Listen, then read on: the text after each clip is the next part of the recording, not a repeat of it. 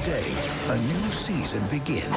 8 teams begin a journey along a road traveling toward a title as leaves will fall and the air gets crisp.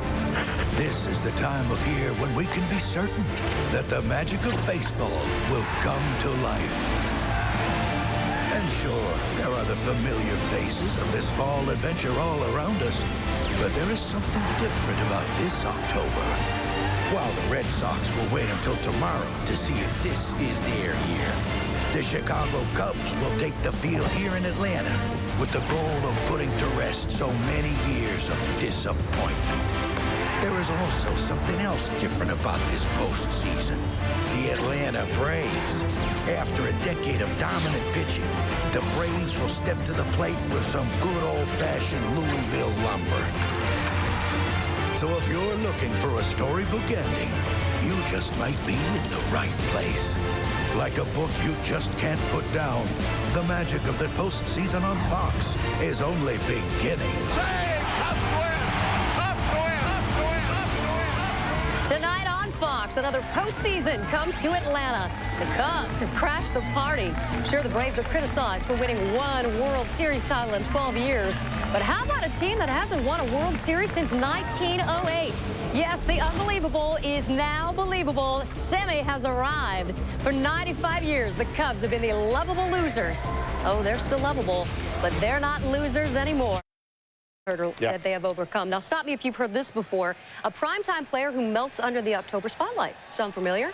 Now, Barry was able to shake the label. Now it's Sammy's turn. The one thing, or should I say the one person they both have in common, could be the difference.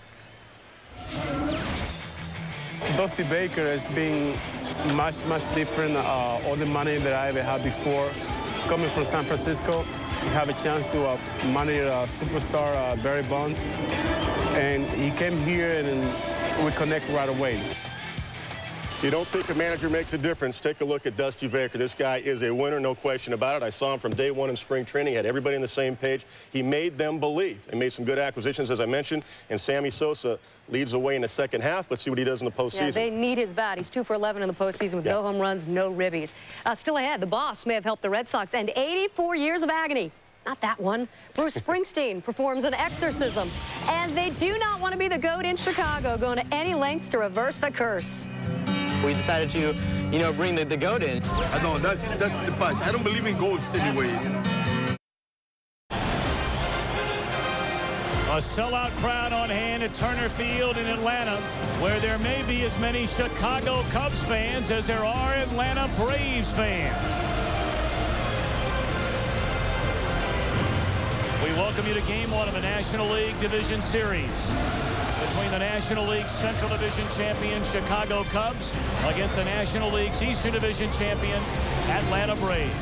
And a pleasant good evening to you alongside Steve Lyons. I'm Tom Brenneman. Welcome as always to playoff baseball right here on Fox. The Chicago Cubs are in the playoffs, Steve, for the first time since 1998. They've not won a postseason series since 1908 when they won the World Series. But there's a very different feeling about this Chicago Cubs team, thanks in large part to their phenomenal young pitching. It's been outstanding all season long, relying on some young guys. Kerry Wood gets the ball tonight, and I think he has a tremendous advantage in this game because the Braves have not seen him pitch in over 2 seasons. I mean, that's going to be tough. I mean, you can watch him on video all you want, but until you stand in there against his 97-mile-an-hour fastball and devastating slider, there's a chance these guys might have no idea how good he is. The Atlanta Braves have won their division for 12 consecutive years, but this is a very different Atlanta Braves team than those in the past. It was built around great pitching, questionable offense. This year, good pitching, no question about the offense. No question at all. 4 guys in that middle of the order that have 100 RBIs this season, and the team numbers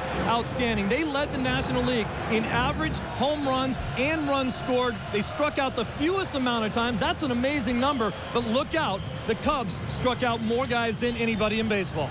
Oh, and by the way, starting for the Atlanta Braves, 21-game winner Russ Ortiz. Dusty Baker brought the Giants to Atlanta last year and took down the Braves. Can Sammy and the Cubs do the same? Game 1 coming up next. You're watching baseball on Fox. One of this National League Division Series between the Cubs and the Braves. Dusty Baker left after managing the San Francisco Giants after 10 years. Took them to the World Series last season. A 3-time National League Manager of the Year. And his lineup reads as follows. Kenny Lofton leads off in center field. He was with Dusty and the Giants last October. Mark Rezolanic at second base. And Sammy Sosa, 6 consecutive years of 40 or more home runs. Moises Alou in left field. Aramis Ramirez at third. Eric Karros at first. Alex Gonzalez at shortstop. Paul Bacco behind the plate. Kerry Wood on the mound.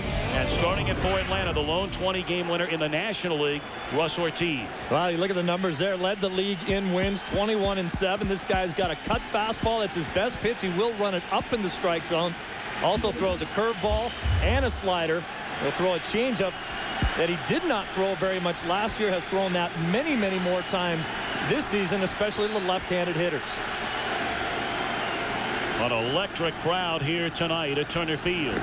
And it's ball one high. So says home plate umpire Bruce Fremming. And we are underway in this National League Division Series Game 1. Lofton came over from the Pirates on July the 22nd, along with Aramis Ramirez, both in a lineup tonight. Here's the scouting report on Russ Ortiz. Stays away from hitters mostly. That cutter up in the strike zone. And he gets stronger as the game goes on. If you get him in trouble, you better get him then. 2-1 to Lofton.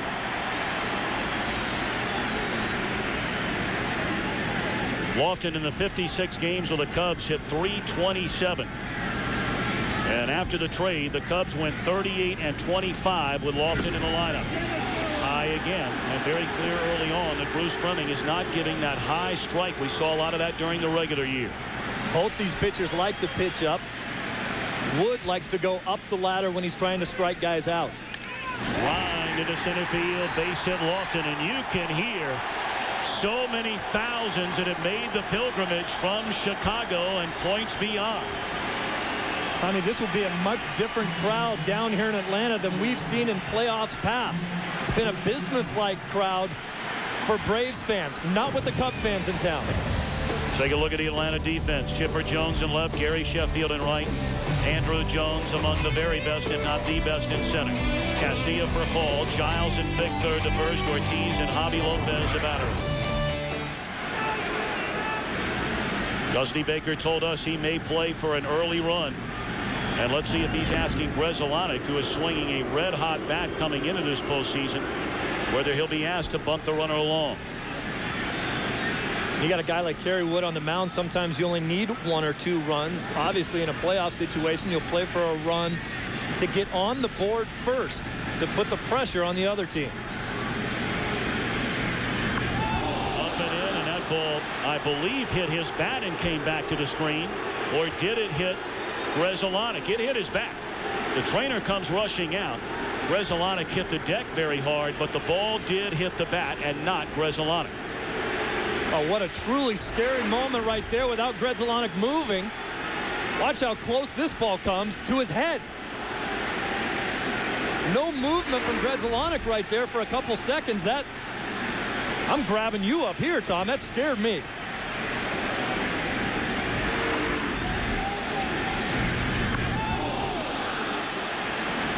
Wow.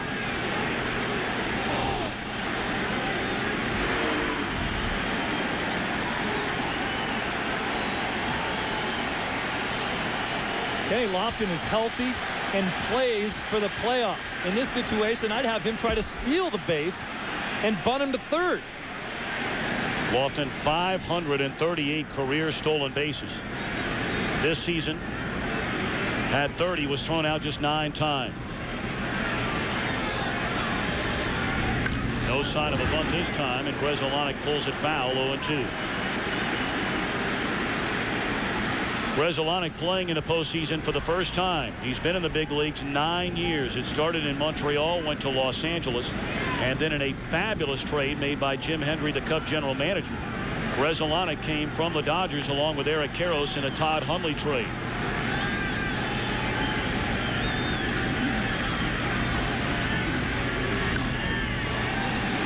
In the air foul territory, Fick, a former catcher, leans in and can't get it.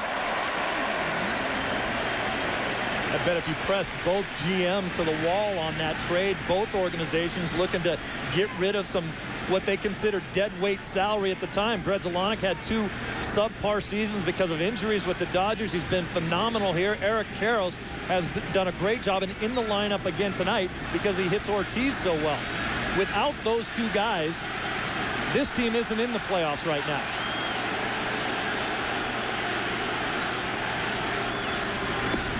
Strike 3 to Grzelcyk, 1 away in the inning. And here comes slamming Sammy Sosa.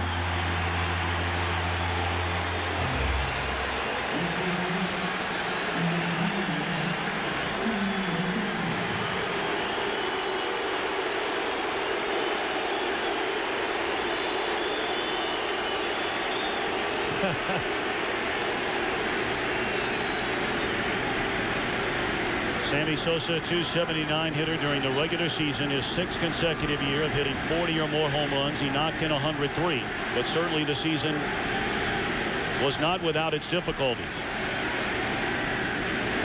Ball 1 inside. Most notably, you turn back the clock to June the 3rd against Tampa Bay, and of course the biggest story without a doubt in all of baseball, cork found in the bat of Sammy Sosa by Tim McClellan, the crew chief. And he was suspended by Major League Baseball for 7 games. He took off, however, Steve, after that incident, after getting off to a terrible start at the beginning of the year. Well, you look at that after the cork bat incident, which to me was the greatest statement of Sammy Sosa's character, period. He put it behind him and came out and played baseball the way Sammy Sosa knows how to play. 2-0 to Sosa.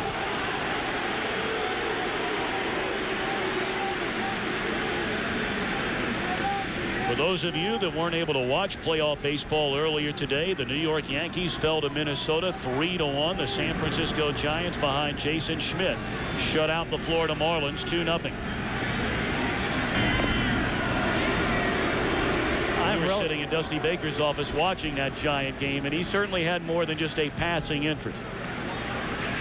We were supposed to be having the managers meeting where we discuss a few different topics, and Dusty couldn't keep his eyes off of that game. Big pitch here for Ortiz. 2-0 on Sosa. Runner goes. Taken high. Throw to second in the dirt. And Lofton steals second base. He's in scoring position. It is rare you'll see a base runner go with a slugger like Sosa at the plate. But after they failed to move him along after reaching, why not? No question, you are in scoring position when you're on first base when Sammy Sosa's at the plate, but you have to take advantage of the speed that you have. You can see Giles there trying to keep Lofton away from the base by just dropping his knee in front of the bag so that Lofton can't make it to the base. And this is one of the reasons you so infrequently see a runner try and steal a base, because if he makes it, more than likely the next logical step is let Sosa take first base. And I don't think Dusty Baker minds that at all. Moises Alou was sliding towards the end of this season. Came into this series here 3 for his last 30, but he had an injured thumb, and that is healed and healthy now.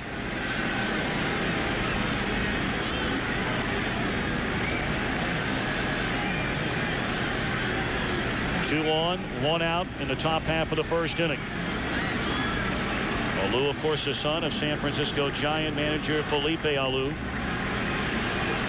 This is his 11th Division Series game. Breaking ball in the dirt. 1-0 to Alou, who hit .290 overall during the regular year. 22 home runs, 91 batted in. Moises Alou, the only guy in the big leagues that I know of that hits with literally 2 fingers off the end of the knob of that bat.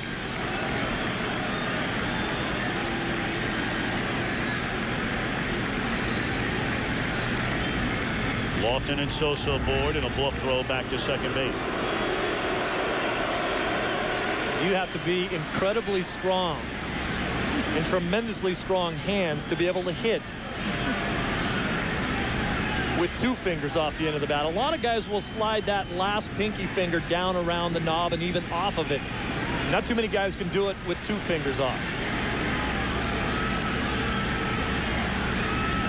Double play ball. And for a call bobbles, they get the out there. Throw to first, still a double play ball. Did Giles turn that quickly? The Cubs threat stalled. A hit, one man left. Atlanta comes to bat against Kerry Wood when we return. Consecutive year, his Braves are playing in the postseason. His lineup has Rafael for a call at short, Marcus Giles at second, Gary Sheffield in right, Chipper Jones in left, Andrew Jones at center, Javier Lopez catching, Robert Vick at first, Vinny Castilla third, Russ Ortiz on the mound. And they're facing the hard-throwing Texan, 26-year-old right-hander Kerry Wood. And it's ball one, a 95-mile-per-hour fastball. Look at the numbers for Kerry Wood, 14-11 on the season, ERA of just over 3. His last 6 starts down the stretch for the Cubs, his ERA was .84. The scouting report, that blazing fastball, 96 plus, sometimes close to 100. Just a devastating slider with a tremendous amount of break downward. He needs to be a drop and drive type pitcher. He gets in trouble when he starts to lean a little bit, doesn't drop back on that back leg, and the front side flies open. And you'll know if that's happening when his fastball rides up and in to the right-handed hitters. Slapped into left field, sinking, caught by Moises Alou.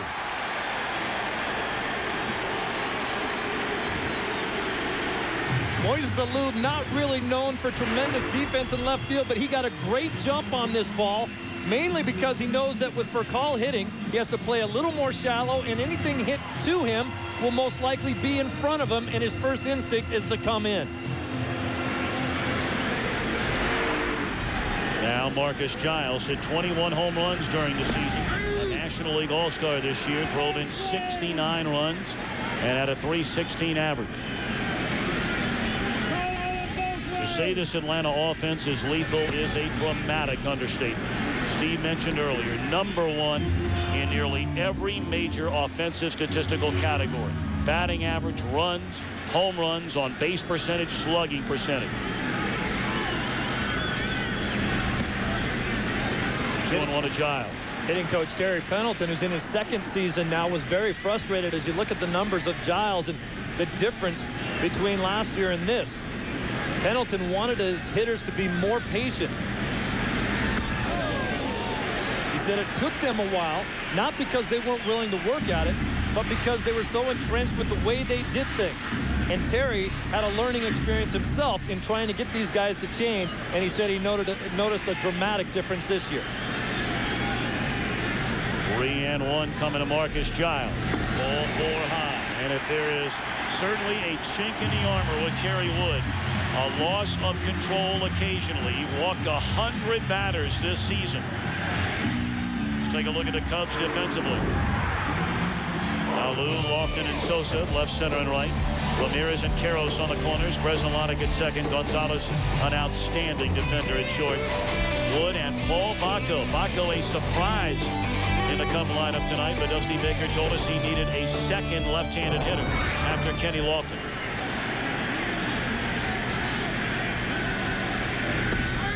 Gary Sheffield has had a great big league career, but this season his best. .330 average, 39 home runs, 139 runs batted in.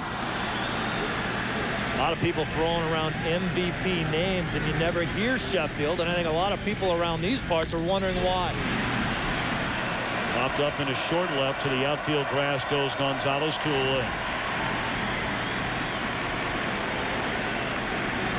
Certainly Albert Pujols just put up unbelievable numbers. Barry Bonds once again with everything that he went through and the numbers that he continues to throw up without being pitched to. But Gary Sheffield had just a monster season as well. Now Chipper Jones. The Braves' #1 selection, #1 in the nation back in June of 1990. And what a selection it was.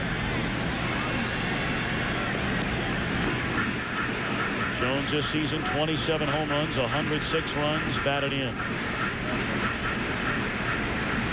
Tommy, I don't know if there's a better picture of concentration and determination at the plate than that right there.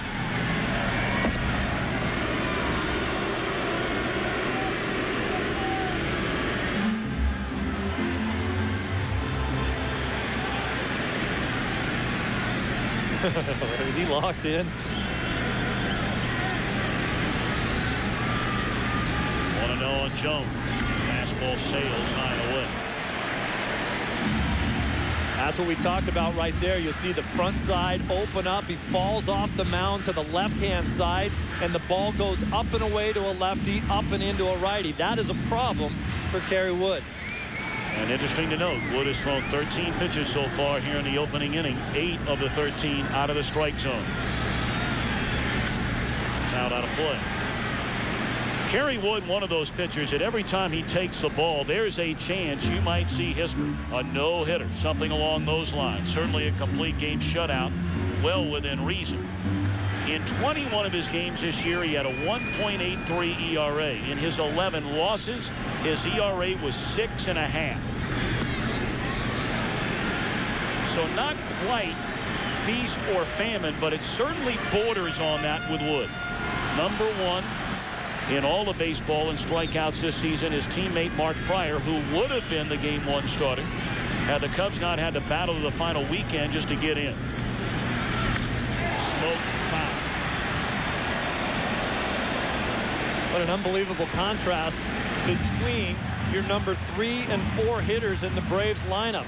Sheffield is violent at the plate, waves his bat all around, hits line drives like they're going out of style. Chipper Jones, the picture of sweetness up there. Very smooth. 3-2 runner will get started. Struck him out, pulled the string on Chipper there to end the inning. A solid start for Kerry Wood. End of 1. No score. I was running in the street in San Pedro, and now I'm wake up in the major leagues. I play hard every day because this is the way that we play in my country. I never would dream that I would be playing at major league level. Playing regular feels like, wow, it's like another dream come true. I lived for this. Watch the World Series on Fox beginning October 18th. Don't miss it.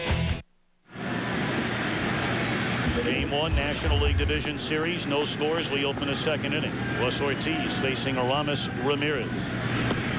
Blowing away ball 1. Ramirez came over from the Pirates along with Kenny Lofton. They later acquired Randall Simon from the Pirates. Simon not in the lineup tonight. Eric Carroll's getting the start. Steve mentioned earlier because Carroll's very good numbers against Ortiz. Ramirez this year between the Pirates and the Cubs, 27 home runs. 106 runs batted in.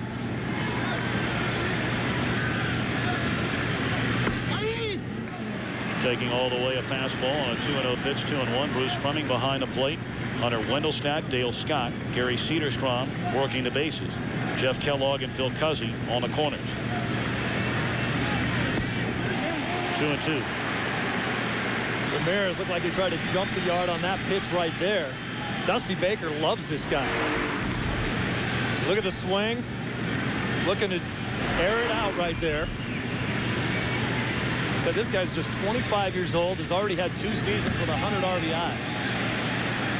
They appeal up to first, and Hunter Wendelstadt said he didn't go around. Full count. A big knock on Ramirez is his defense. 33 errors this season, the most of any third baseman in the league. Dusty says just because he has lazy feet, he will get better. We'll teach him. Payoff pitch coming. Bouncing ball to for a call. And Ramirez retired. It's time for our Sprint Virtual Manager question. More value, Steve, the experience of the Atlanta Braves or the youthful exuberance of the Chicago Cubs? To answer the question, use your PCS Vision phone from Sprint or log on to foxsports.com, keyword MLB on Fox. We're already dialed in. I waste no time with this, and I'll tell you what, I think I'm in the minority, but I'll take the exuberance of youth. I'll take the excitement that this Cubs team will bring. Not to say that the Braves don't have that. Smoked into straightaway center field, but backpedaling to get it is Andrew Jones. 2 away. See, I want to vote, but I mean, you can take pictures. My wife just emailed a picture of my little girl today.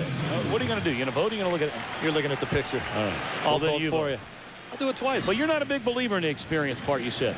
I'm not. I think it is overrated. I know there are a lot of people out there that think there's nothing better than experience, but are you going to try to tell me right now that the Cubs have not been playing playoff games for the last month of this season trying to get here? A mile high behind the plate, and Javi Lopez makes a play. A brief 1-2-3 inning for the Cubs. Andrew Jones, Javi Lopez, Robert Vick coming up. No score after an inning and a half. In Atlanta. Bottom of the second inning, game one of this National League Division Series. No score in the game. No runs, one hit for Chicago. One man left on base. No runs, no hits. One man left on for Atlanta. Andrew Jones, a .277 batter during the regular year, hit 36 home runs. And one of 4 Atlanta Braves to knock in 100 or more runs, and they bat consecutively in this lineup tonight. Sheffield, Jones, Andrew Jones, and Javi Lopez.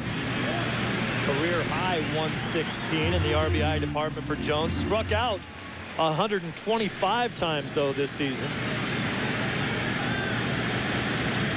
2-0 pitch. And Jones tardy on the fastball. Pops it up in a short right. Playable for Sosa. 1 away. Division Series play continues tomorrow. 3 games over on ESPN. Beginning at 4 Eastern, game 2 of the Marlins and the Giants from Pac-Bell Park. San Francisco won that game behind Jason Schmidt earlier today. Here in Atlanta, game 2 on ESPN, 7 Eastern. And then game 1, Boston in Oakland. Pedro Martinez gets the ball for the Red Sox. And a big pose by Tim Hudson.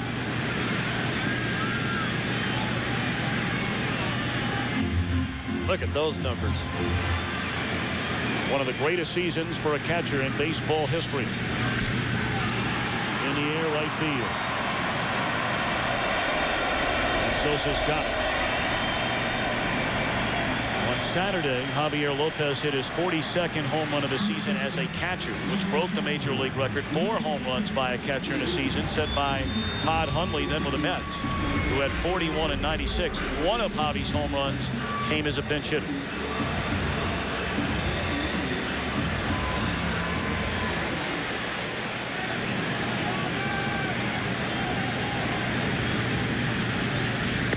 Fastball, strike 1 to Robert Vick.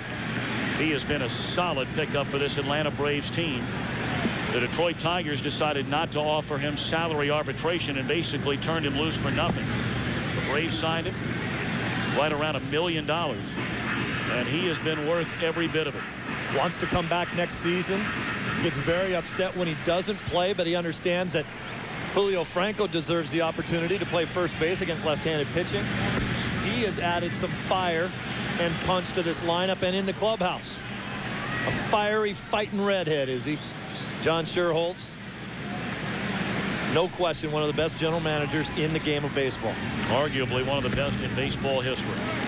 I mean, this is just, it's unprecedented for any team in any professional sport to put together the kind of run the Atlanta Braves are currently on.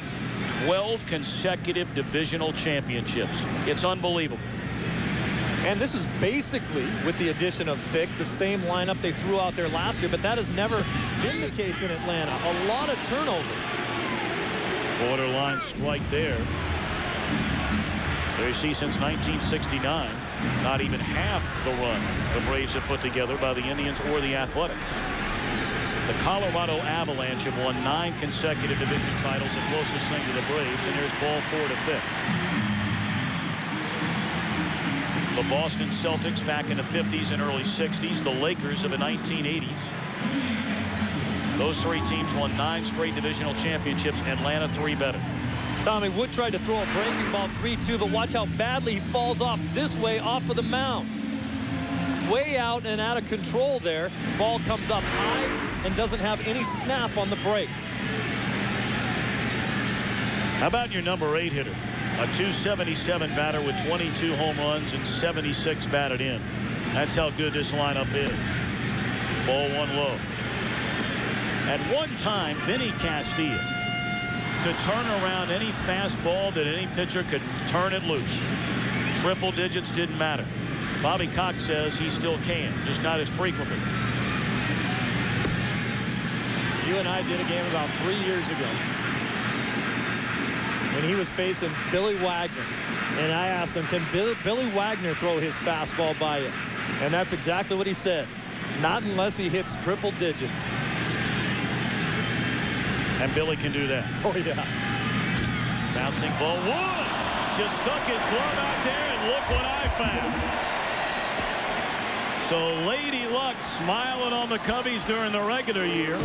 And in the second inning here in Atlanta, that's the way Steve Lyons used to play it.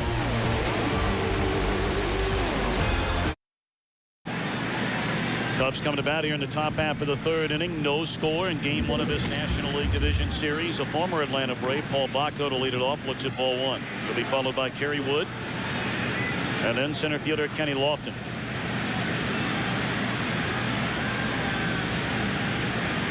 Ortiz has struck out one, walked one intentionally, allowed the game's only hit to Lofton. And it's 2-0 to Bacco.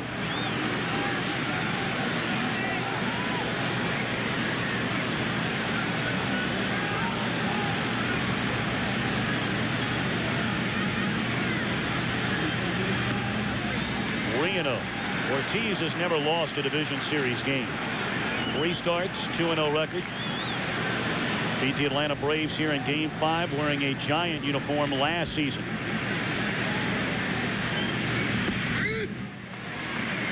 Ortiz left game 6 of the World Series last year winning 5-0 too. I mean, if they don't spit the bit on that one and lose game 6, you're looking at the game 6 World Series winning pitcher in Russ Ortiz.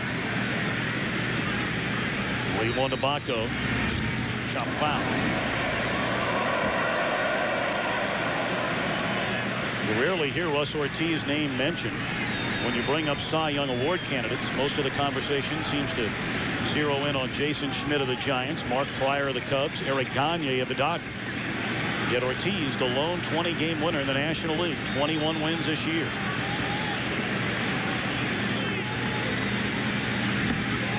Came out after falling behind 3-0. Let's take a game break and send it to Los Angeles. Here's Jeannie Zelasco. Well, the Twins have won 7 straight game ones dating back to 1970, and they shut down the Yankees today with a little help from Torrey Hunter's bat. And Alfonso Soriano is off target throw in the 6th. Very pinstripe-esque. The Yankees' backs against the wall. You can see it Thursday night, game 2, 8 p.m. Eastern, 5 Pacific, only on Fox. Wood lifts a fly ball to the short right to the ball in front of Sheffield. So Kerry Wood, a very good hitter during the season, hit 2 home runs, knocked in 6. As the second hit of this ball game. Well, Wood's just trying to go the other way, just get his bat on this ball. Gary Sheffield's playing too deep for the opposing pitcher. Almost every team will play the opposing pitcher shaded to the opposite field and much more shallow than any other player on the field. Cub pitchers this season hit .202, which was second best in the National League, only to St. Louis. In fact, both starting pitchers here tonight, 4 home runs combined, each with 2. Now Lofton, who's singled to center field. Rounded up the middle. Bobbled by Giles. They won't get it out anywhere.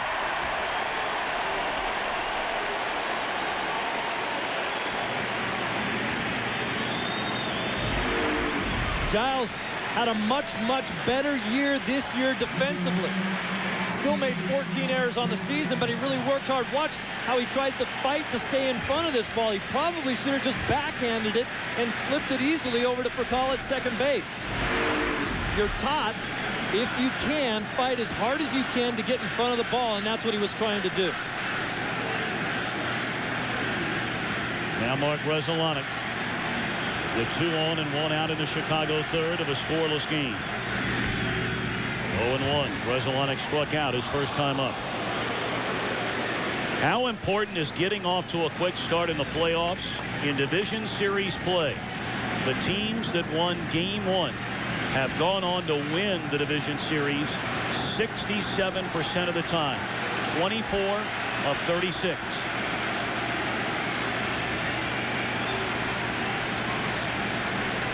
It's interesting to note that last year teams that won the first game in division series play went 3-1. The Yankees won game 1 against Anaheim and lost 3 in a row.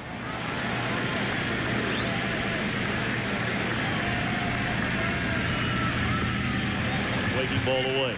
Tommy, we're talking about Ortiz and his 21 victories, the most in the National League. Dusty Baker was the first one that pulled Russ Ortiz aside and said, look, you're going to be great. You're going to win 20 games some year, and you're going to win a Cy Young. And he has gone on record, Russ Ortiz has, as saying, I want to win the award. And I don't see 1 ounce of selfishness in that. He feels like he's had a good enough year to win it. Breaking ball again. And Bresalanek lays off. 2 balls and a strike. Big pitch coming up here for Ortiz.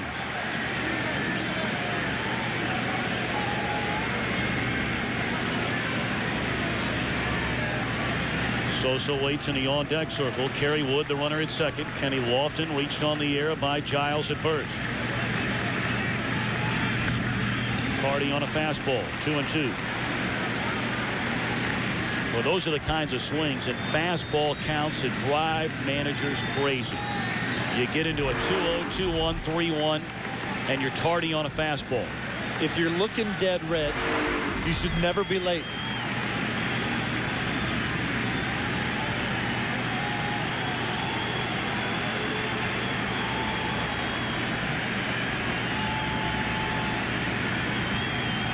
You can hear the Chicago Cubs faithful here at Turner Field tonight. Jam-packed sellout crowd, and that has been rare indeed through the years for a division series game in Atlanta. 2-2. We'll do it again. Tommy, when you talk to the former Dodgers, Grzelcyk and Karros, about playing in Chicago, their eyes absolutely light up. They said there is no comparison. He said, Karros told me we've already been in the playoffs. We had a series in interleague play against the Yankees that was electric.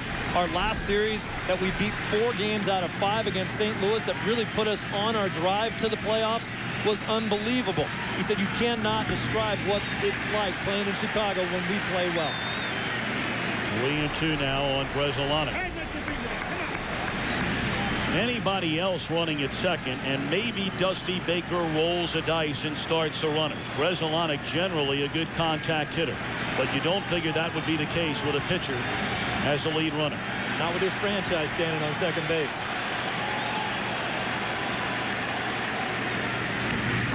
Still 3-2, and the runners did not go.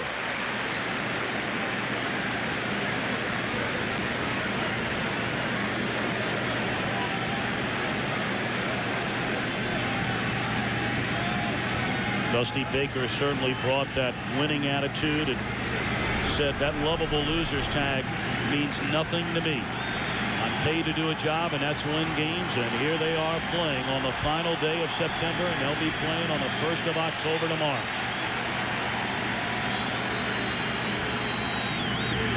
Strike 3 call.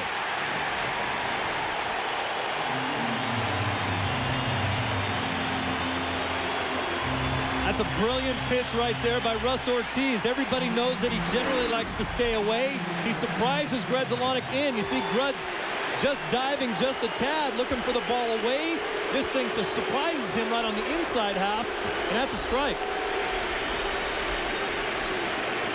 Now Sammy Sosa with 2 on and 2 men out. Sosa has never knocked in a postseason run. Not one. He's only played in 3 career postseason games against these Atlanta Braves in '98. He went 2 for 11 without a home run, without an RBI. Well, look at the side angle of this swing by Sammy Sosa. That is not the classic swing that we know. Top half breaking down out in front.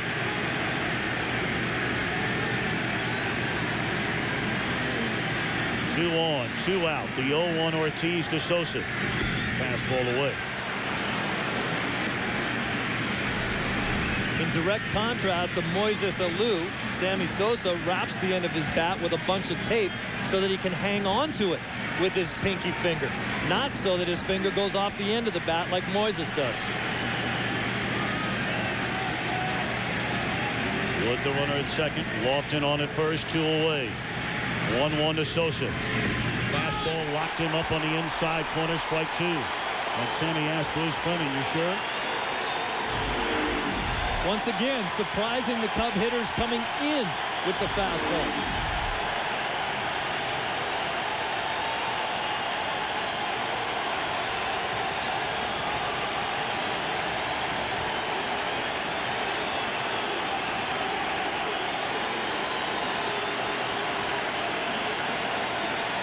Two on, two out. 1-2 pitch coming to Sosa. It's on the way. Got him swinging to end the inning.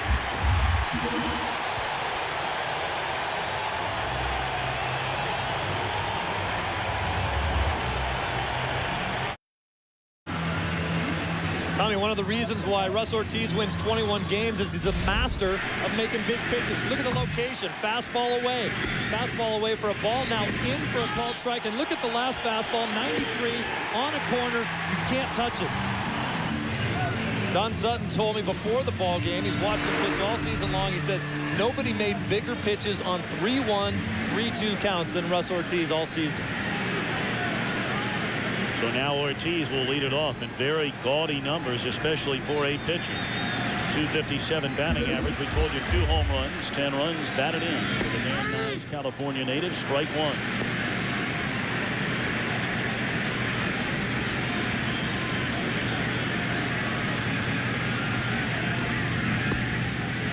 Kerry Wood is not allowed a hit. Has struck out 1 batter. That was Chipper Jones in the opening inning. He's walked 2.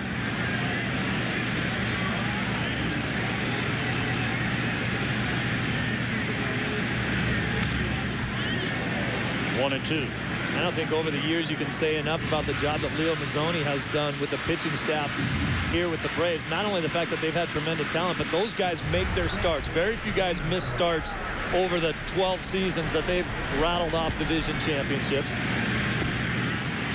Ortiz gone swinging. Second strikeout for Kerry Wood. We invite you to join us on Thursday as baseball's postseason continues on Fox. It'll be the Twins sending out Brad Radke to the mound against Andy Pettitte and the Yankees. The road to the World Series continues Thursday, 8 Eastern, 5 Pacific, only on Fox.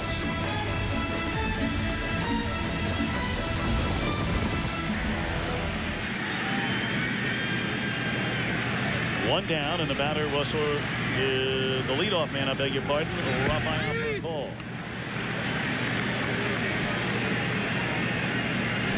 Recall hit a sinking liner that was caught by Moises Alou leading off the Atlanta opening inning.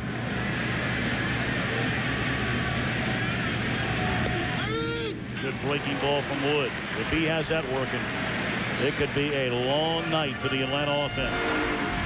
This is called a yacker, Tommy. Look at the bite on that thing.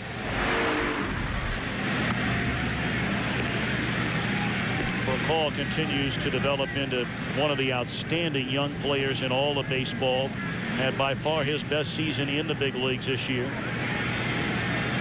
Got the batting average up to 292 at 15 home runs, 61 batted in. He will chase a pitch out of the strike zone. That's one thing they'd like to get him a little more finely tuned in, but look at some of the numbers for Rafael for a call. Doing what a leadoff hitter should do. 194 hits, 130 runs. That's what you're asking him to do. Score. 10 triples. As a switch hitter, all 10 of his triples hit left-handed.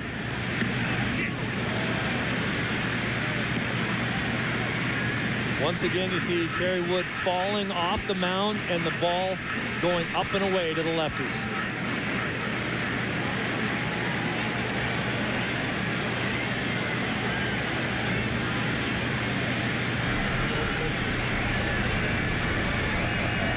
Two on for a call. Pull to the right side, gobbled up by Karros. Will feed Wood at the bag, 2 away.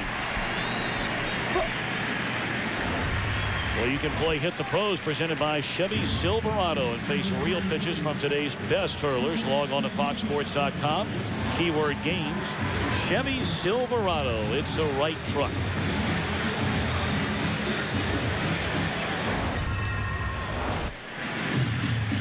Wood is still not allowed a base hit. He's walked 2, fanned 2, and now Bacco out for a visit before Marcus Giles settles in.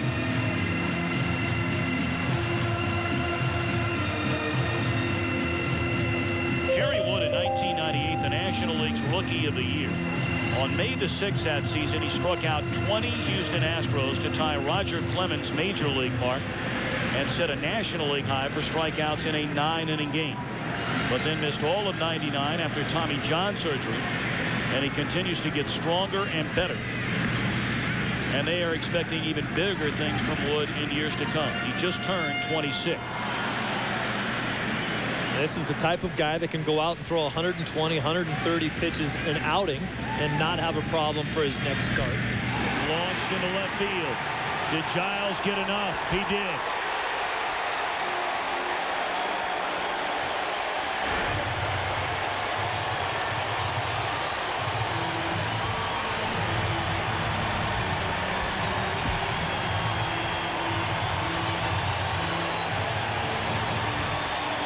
The first Atlanta hit produces the first Atlanta run. So many people wonder how a little kid like that can hit 21 home runs in the season, and now a home run here. Watch how quick he is inside. Watch where the catcher's glove going. That would jam most hitters in the big leagues. Lightning quick hands on that ball.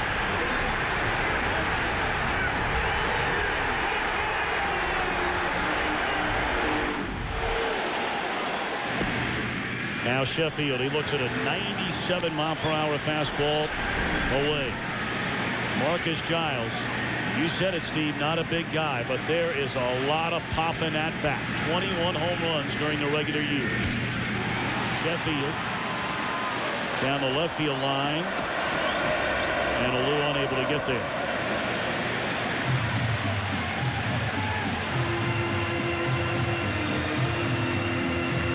He is put together very well, puts his time in the weight room, not quite as big as his brother. He now plays with the San Diego organization, is going to be in the middle of that lineup when they open their new Petco Park next season.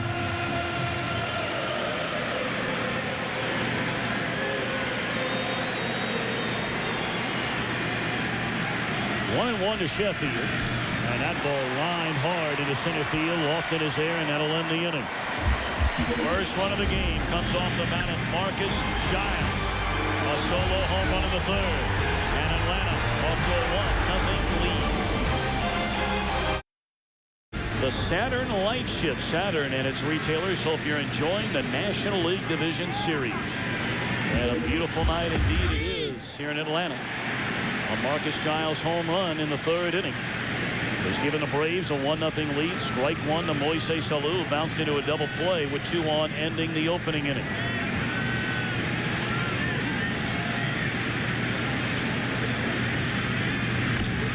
Tap foul, Ortiz ahead 0-2. Tommy, for my money in this lineup, as you check out Moises Alou's stance with the knocked knees and the hands off the bat and everything that he does at the plate, to me, he's still the quickest hitter that the Cubs have inside of anybody in that lineup. And I wonder if Ortiz will try to get in on him like he had on some of the other guys in the lineup. That hurts me just watching it. Yeah, that is a very unnatural position to put yourself into. But for Moises, it's all about making sure that he stays balanced when he attempts his swing.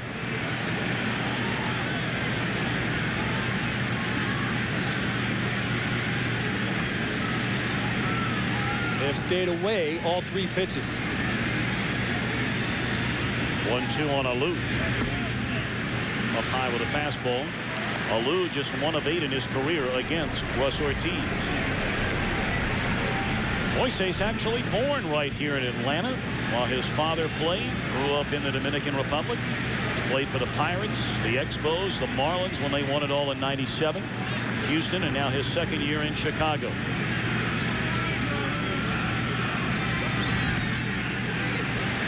Ortiz got ahead 1-2, and now he's run the count full.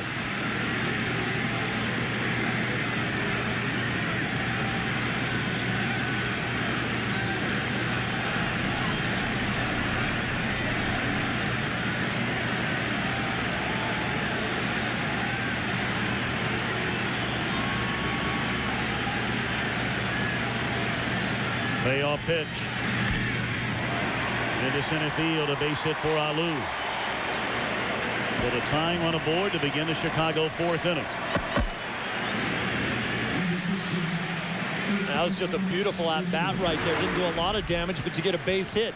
This is the ball, the only pitch that Alou saw anywhere near the strike zone. Look at the balance as you can draw a line right through his head to the back leg. Right back up the middle on a ball that was middle away.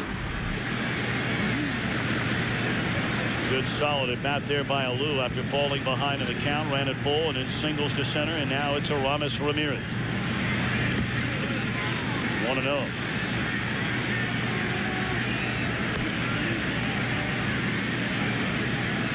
The last time the Chicago Cubs won a postseason game on the road was Game 3 of the 1945 World Series when they beat the Detroit Tigers 3-0. Wow.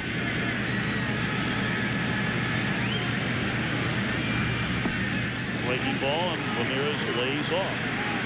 He's gotten ahead of Ortiz here, 2-0.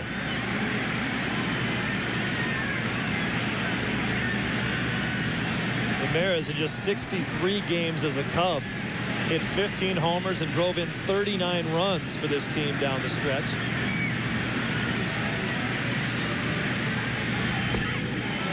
There's that huge swing for a second time on a 2-0 fastball from Ortiz, and both times he's come up empty. Most of the time, if you get a little bit too big, you actually slow yourself down. You muscle up. You're trying to swing the bat too hard instead of trying to be fluid and quick.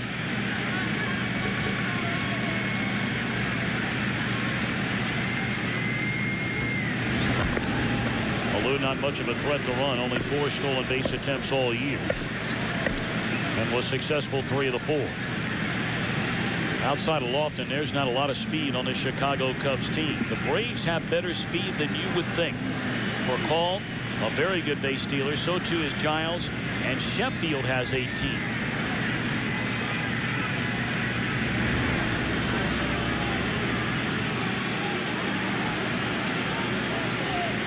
I think Ortiz heard something and stepped off the bat. I don't know if someone was yelling at him to step off and start over.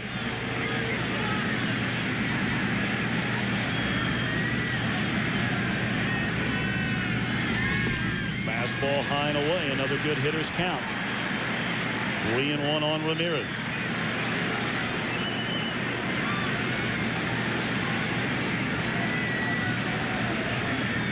Ortiz does not have a great move to first base.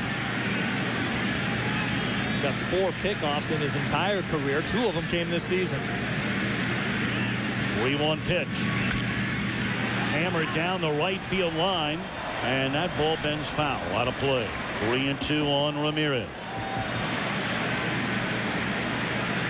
It's something we talked about with Dusty Baker before the game about manufacturing a run, playing hit and run, stealing bases. He said the problem I have, among others, in the heart of my order, I have a lot of swing and miss guys, and Ramirez is one of those guys. And in this situation, remember what Hall of Famer Don Sutton had talked about before the game. 3-1, 3-2 quality pitches. Alou goes, and it's ball 4 outside. Second walk of the game issued by Ortiz, and now the Cubs have put the first 2 on here in the top of the 4th inning.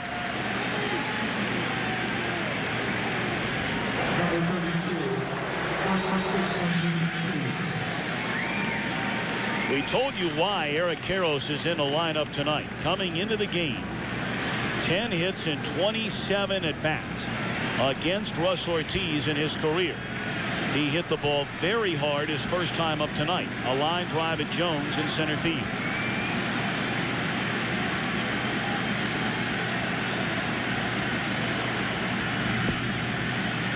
Ball on to Karros.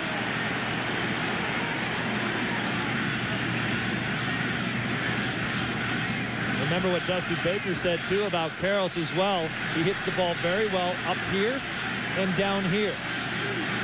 Those are a lot of the places where Russ Ortiz will be throwing the ball. Slided down and away, and it bounces up there. 2-0. Ortiz pitching himself into big-time trouble in this inning.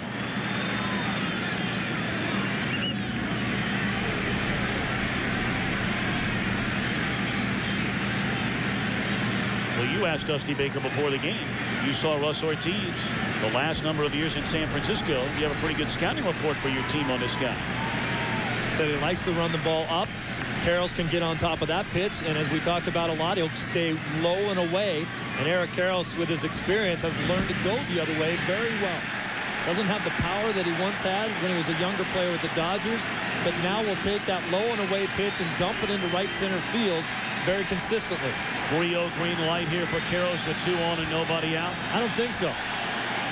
Let him continue to pitch himself into trouble. Right now, I don't think Dusty Baker thinks he can throw a strike before he throws another ball. Borderline pitch here, called a strike. Well, we told you Kerry Wood walked 100 batters during the regular season. Ortiz walked 2 more than Wood. Karros has bounced into 14 double plays this season. Good hitters count, 3-1 with nobody out. Fly ball short center. Jones a late break. Dives, can't get it. And the bases are loaded with nobody out. The runners had to hold to see if Jones would come up with a ball.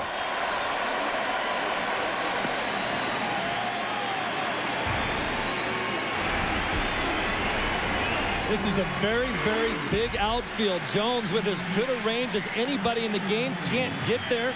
Slight hesitation with the big swing of Karros. Couldn't tell if he hit the ball off the end of its bat or not, but boy, he did a little face plant into the outfield, didn't he? He might be spitting some grass out.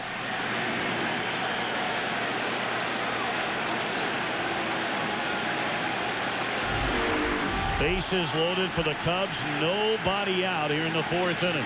And Alex Gonzalez the batter. First pitch swinging, fouls it out of play. Gonzalez only a .210 hitter this season with runners in scoring position. And he struck out 123 times. Well, you brought it up earlier in the ball game, though, Tommy. We are playing in Atlanta, and listen to the noise with the Cubs with the bases loaded.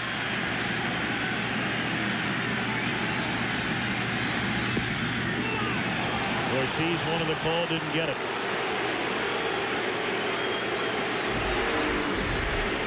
Fastball outside corner, just off.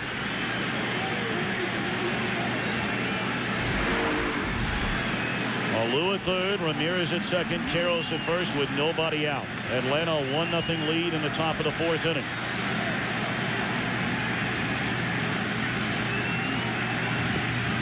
Breaking ball, and Gonzalez will not chase it. That's the one thing the Cub batters have done tonight. They have not gone after that breaking ball low and away.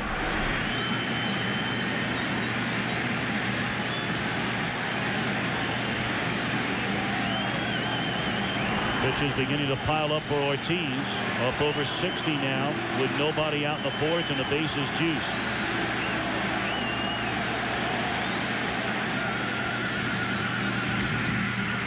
In the air down the right field line in foul territory and in amongst the fans. 2-2 to Gonzalez.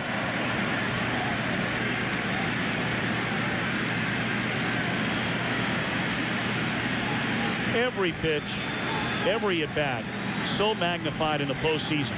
But there are situations where you have to score. Bases loaded, nobody out is one of them. And Gonzalez, a number 7 hitter in the Cub lineup, with that opportunity right here and right now.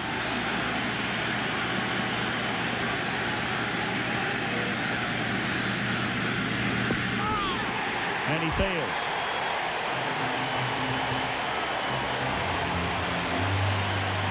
Boy, he has been doing a great job at coming up with a nasty pitch when he has to. Fastball away, gets fouled off. Then he misses, he wanted it. Breaking ball in the dirt. Another fastball gets fouled off. And then that filthy breaking ball to end it. Gonzalez just left his bat on his shoulder, couldn't do a thing about it. Now the number 8 hitter, Paul Bacco, who struck out swinging his first time up.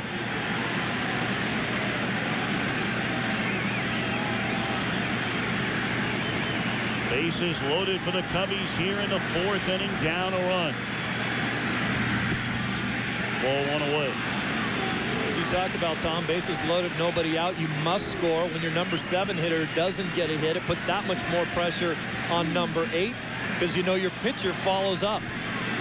Ortiz finds a way to get Baco out, or maybe bounces him into a double play ball. We'll have a tremendous amount of confidence going back to that dugout. Foul away, and Ortiz has even the count on Baco at a ball and a strike.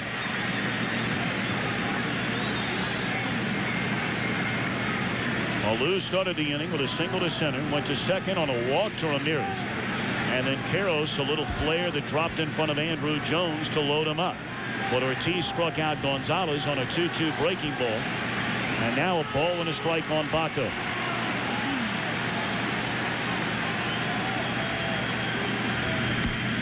Two and one. The place where it will be toughest to score a run from second base on any ball hit into the outfield will be center field. Andrew Jones has the best arm of all the outfielders out there, and because of his ability, he plays the most shallow. You see where he is right there. You can't even see Chipper Jones over here in your picture because he's playing deeper and down the line. 2-1 to Baco. Strike two paints the outside corner.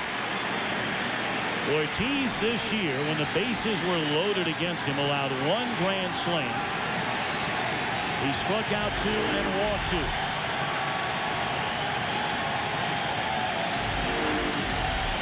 Dusty may have just said a little prayer there.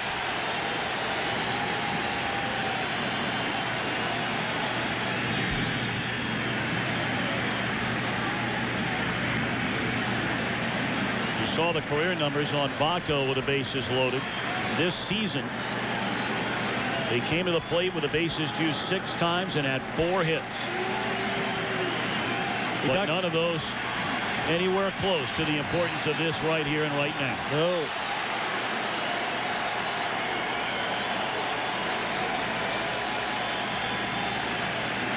He threw the 2-2 breaking ball to Gonzalez. 2-2 change, it looked like, to Baco. Back-to-back strikeouts for Ortiz with the bases loaded and the pitchers coming up. Wow. Pulls the string on Baco right there. That pitch is probably out of the strike zone, but he can't reach it. We talked about the characteristics of this Braves pitching staff over the years with Leo Mazzoni.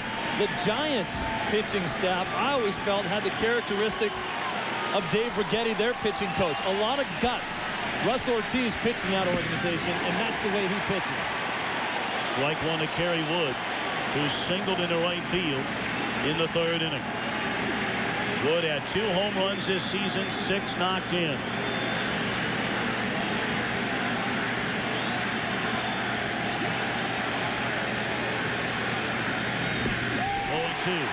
The Cubs had 2 on with 1 out in the 3rd. Ortiz struck out Grzelcyk and Sosa. The Cubs had him loaded in the 4th.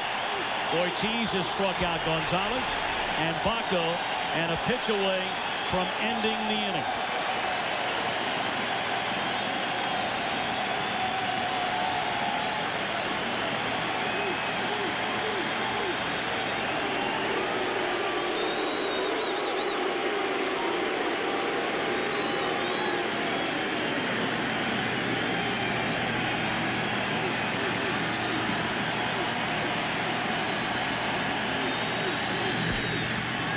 Popped up and playable.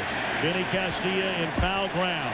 And the Cubs fail to score with the bases loaded and nobody out. Ortiz pitching like a Cy Young Award winner here tonight. Nothing ball game, Atlanta in front. Bobby Cox this season joined the Yankees' Joe McCarthy as the only managers in baseball history to guide their teams to 100 or more wins in 6 seasons. And he moved past Casey Stengel into 9th place on the all-time managerial win list. And for whatever reason, when it comes time to getting his due, Cox never seems to get it. Chipper Jones, a ground ball to Karros, 1 pitch and 1 out. I mean, for all the talk about the Braves have only won 1 World Series, we said it earlier, Steve. This guy, it's hard to imagine there's been a better manager in the history of the game than Bobby Cox. You look at that, sneaking up on 2,000 wins.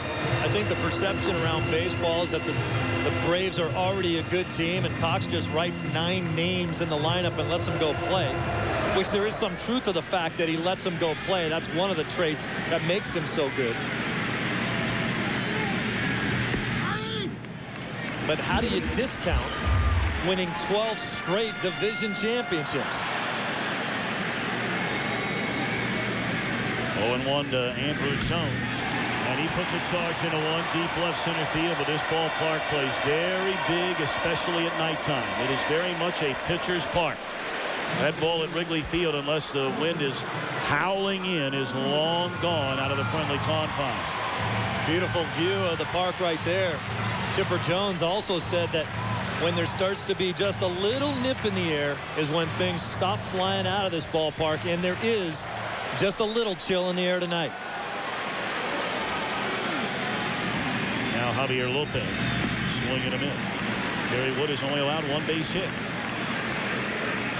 But that was a home run to Marcus Giles with 2 away in the 3rd inning.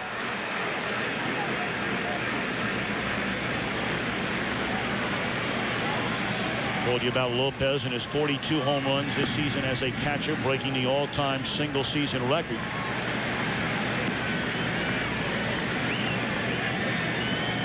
Lopez a free agent at the end of this season, and many wonder if Atlanta will bring him back. He's had a solid career with the Braves, but no season like this season. I asked Terry Pendleton what he thought the difference was, and he says mostly patience, but he said he did start working out in January this season. He was usually one of those guys where you had to get him going. Look at the difference in the numbers from year to year. Well, you saw in all 3 of those categories the largest improvement of any player in Major League Baseball. Average, home runs, and slugging percentage. That's a turnaround. He had a lot of nagging injuries last season. Dropped a few pounds, not because he needed to lose weight. And he's gone swinging. Wood has struck out 3. But Kerry Wood and the Cubs on the short end of a 1-0 game. As Sammy is due up 3rd in the Cubs' 5th inning. We're back after a local break from your local Fox station.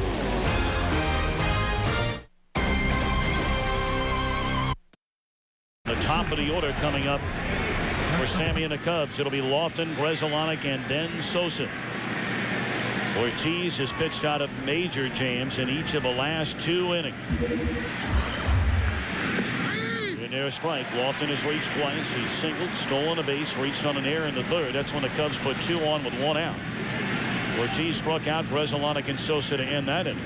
And the Cubs had him loaded with nobody out in the 4th and failed to score. Ortiz, even though he was in trouble in the last 2 innings, struck out 5 of the 6 outs that he got. There's the numbers with Lofton hanging around your ball club. Came over to Dusty Baker and the Giants last season. That one bunted up the 3rd base line and letting it roll foul Castillo. You know, there's a lot to be said when a player like Lofton comes over to your team. I mean, those numbers don't lie. The team gets better, and that's why you're making the deal to get him. Oh, Kenny Lofton's been one of the greatest catalysts at leadoff his entire career. Uses his legs to beat you, uses his defense to beat you, and can supply a lot of offense to beat you as well. A dangerous, dangerous player. Of course, Lofton spent only 1 season here in Atlanta, and for whatever reason, it just wasn't a good fit. That was 1997. He had good numbers, hit .333 that year. Stole 27 bases, but 1 year and that was it. Back to Cleveland he went in 1998.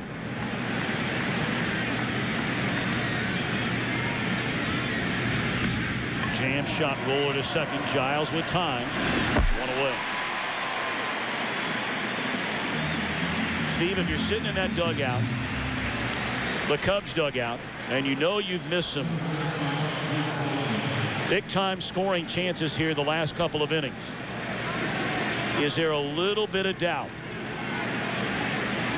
Oh, there's no question there's a little bit of doubt when you're leaving 5 guys on in the last 2 innings, but you have to take a little bit of faith with you and say, look, we've had this guy in trouble. We got to try to keep him in trouble and then come up with a big hit.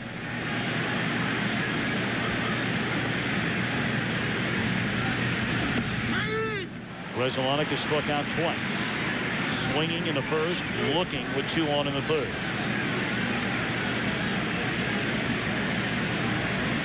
1 run, 1 hit for Atlanta. No runs and 4 hits for the Cubs. They've left 6 on base, and Steve mentioned 5 in the last 2 innings against Ortiz. Now, you were the one that first said it. When they had the bases loaded and nobody out, you said they had to score. That's what they were saying too, and they didn't. That becomes a little bit demoralizing to you.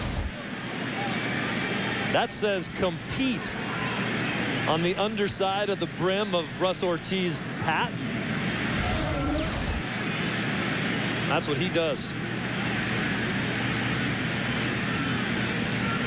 1-1.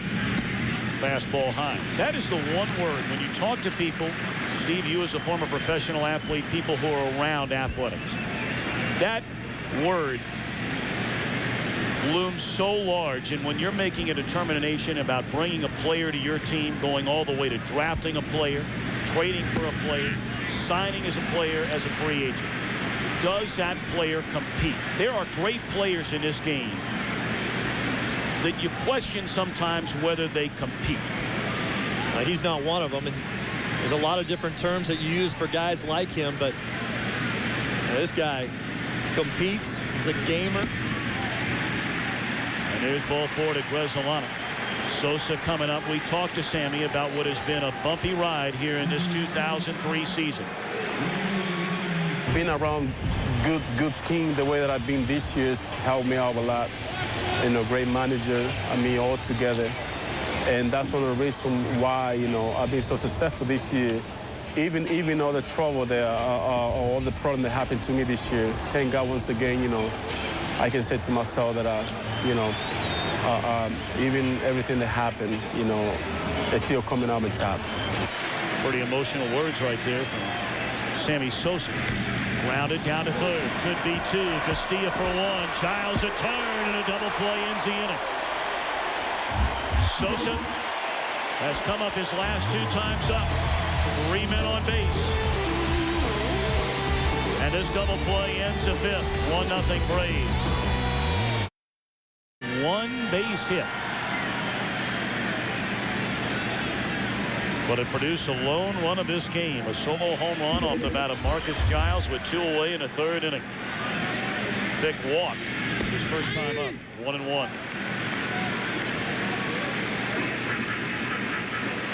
Kerry Wood, not the guy they would have gone with game 1 had they been able to set their rotation. And that's certainly no knock on Wood. I mean, he has #1 pitcher stuff. But Pryor has been their most consistent pitcher, their best pitcher during the year. But he had to pitch Saturday. He will pitch game 3, and that will be the only game he pitches in this series. And I think that may be the greatest disadvantage that the Cubs will see in this entire series. The fact that their #1 will only get 1 start. Check swing and a miss. 4 strikeout for Robert Fick. And let's send it to Los Angeles. Here's Jeannie Velasco. Well, Barry Bonds can beat you with or without the bat. Jack McKeon called for the intentional walk twice, but in the 8th, it backfired as Edgardo Alfonso doubled and Bonds scores the insurance run. The Marlins will try to even the series tomorrow. And so will the Yankees. Game 2 of the ALDS, 8 Eastern at 5 Pacific, Thursday on Fox. Josh Beckett and Jason Schmidt, each allowing only 3 base hits in that game today. So far holding true to the playoffs. You usually see outstanding pitching.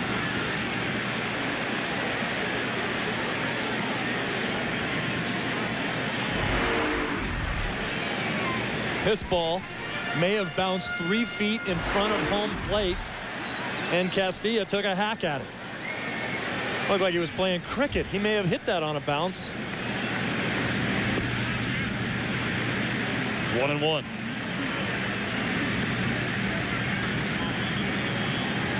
Kerry Wood has been mighty good here tonight.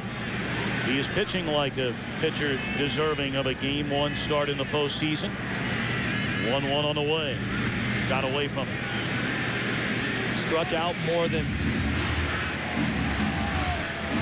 hitters than any pitcher in the National League this year, but as we told you in the open, the Braves struck out the fewest times of any team in the National League, and Wood has just 3 strikeouts so far in this one. 4 strikeouts rather. Fastball away, 3-1. Vinny Castilla through the years has been a Cub killer. In a 3-game series earlier this season against the Cubs, went 11 for 15 with 2 homers and 10 batted in. 0 for 1 tonight. And that one bounces up there, and he doesn't swing at it. Ball 4.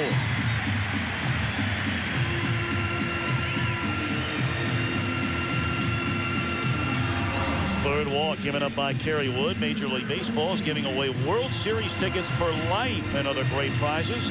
Winning hologram numbers will be announced throughout games 1 through 4 of the 2003 World Series on Fox. Visit your neighborhood Radio Shack store for your chance to win.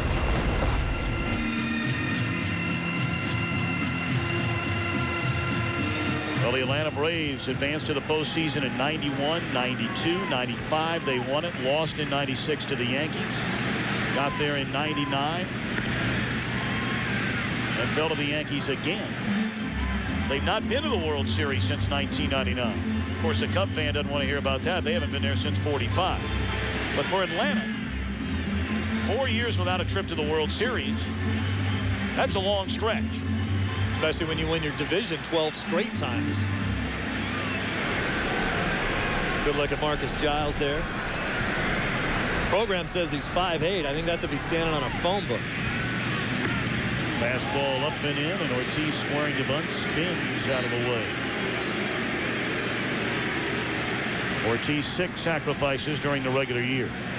For my money in this situation, Tommy, Ramirez is not charging hard enough at third. We have seen time and time again. I think he should be in this area and maybe in there when the pitch is delivered.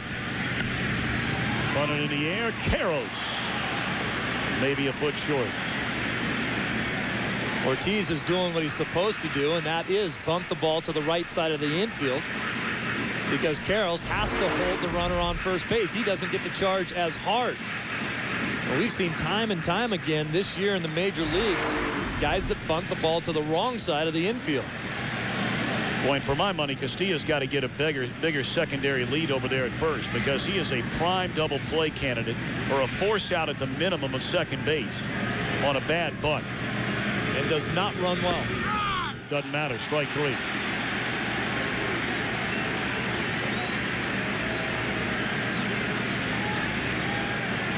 Five strikeouts now for Kerry Wood. Castilla first, 2 away, and for a call coming up.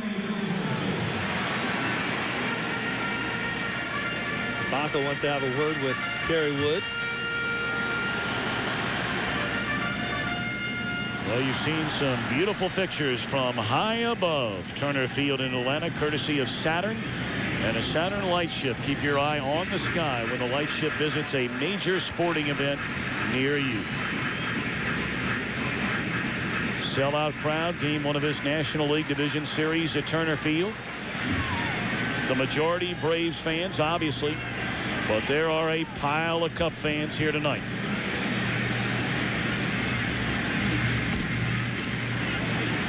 Every flight from Chicago to Atlanta today was absolutely 100% sold out.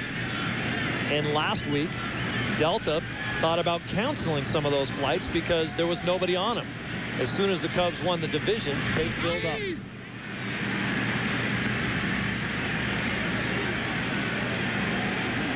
One and one for a call, who's lined out to left and grounded out to Karros at first.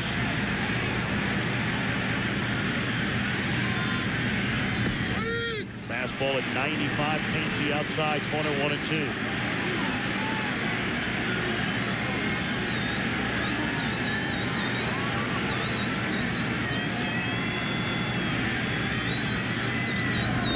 Kerry Wood, just a couple of seasons ago, married during the offseason in Hawaii.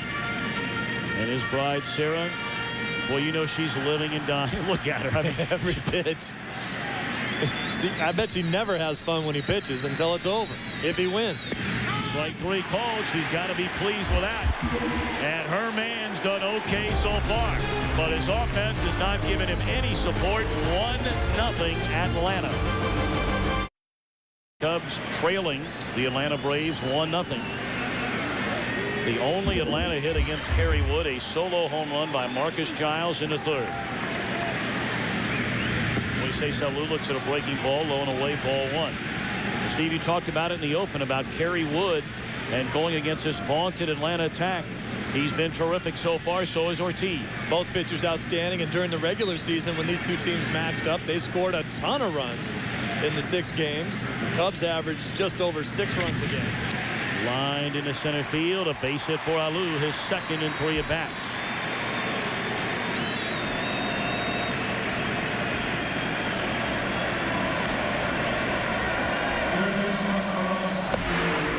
Once again, the balance of Moises Alou when he hits the ball. We've already talked about that balance. Kevin Kennedy will talk a lot about the power V right there, keeping the elbows bent. It's a pretty swing, and it doesn't start off looking that way.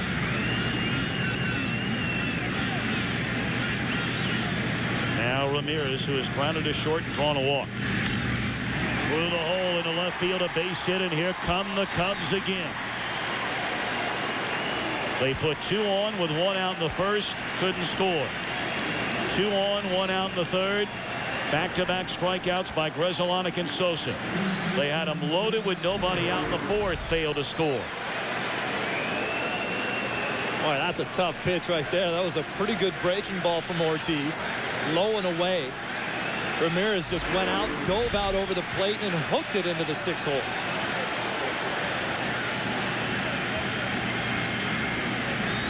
Now Eric Karros.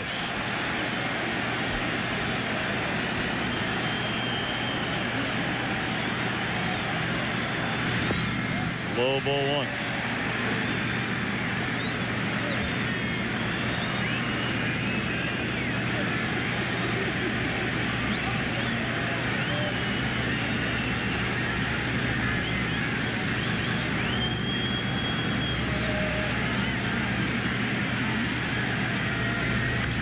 Out of play, 1-1 to Karros, who lined out to center field in the second. Had that bloop single that dropped in front of Andruw Jones in the fourth.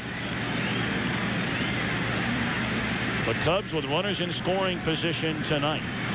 1 for 7. The 1 hit was by Karros. With 2 on and nobody out, that little flare that couldn't drive in the run because Jones nearly caught it. Base hit left field. They're going to hold Alou at third, and the Cubs for the second time in the game had the bases loaded with nobody out. And the same batters are coming up against Ortiz that failed to score with the bases loaded in the 4th inning. The right-hander Grabowski, the left-hander Ray King cranking it up in the Atlanta pen. And Leo Mazzoni will come out and visit Russ Ortiz. And how about the move that Dusty Baker made, putting Karros into this lineup when Randall Simon had been playing a lot of first base down the stretch, especially against right-handed pitching, because of the numbers that Karros had against Ortiz. You mentioned the name Randall Simon, and how about the move being made now by Dusty Baker? He will pinch hit for Alex Gonzalez. We brought up earlier Gonzalez during the regular year struck out 123 times. Simon is a guy who refuses to walk and who rarely ever strikes out. 37 strikeouts in over 400 at-bats on the year.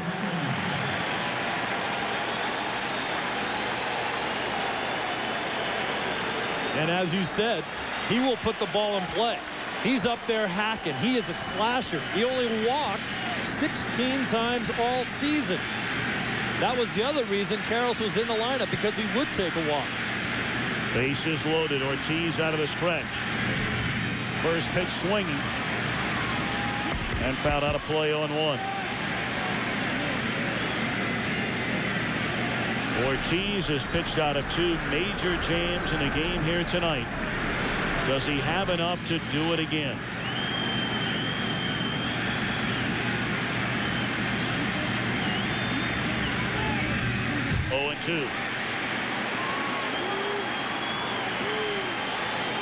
Simon, as a pinch hitter so far this season, a 150 average, 3 for 20 on the year.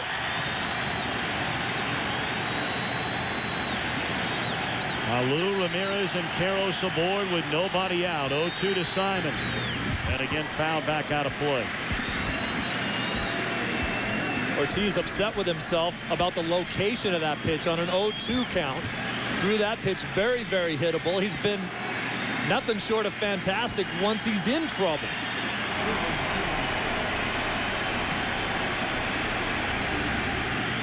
Cubs down 1-0. Bases loaded and nobody out. Blowing away. Remember what he did to Paul Bacco in this situation. Struck him out with a changeup. Would not be a bad option for him on this pitch right here. But Simon, one of the best bad ball hitters in the game today. 1-2 pitch. Taken away, 2-2. Well, this is a pitch clearly. Ortiz wants to make it happen. He threw a 2-2 breaking ball to strike out Gonzalez in the fourth. The changeup you mentioned to Bacco in the same inning. Struck him out on a changeup.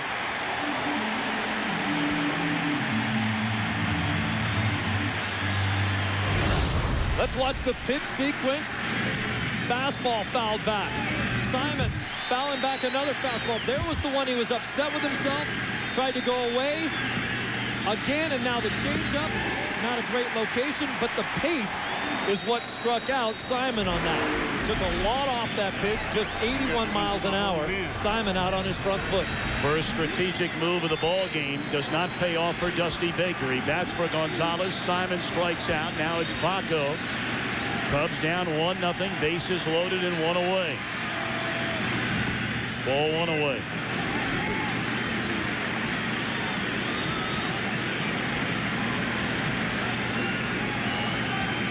Got to put the ball in play.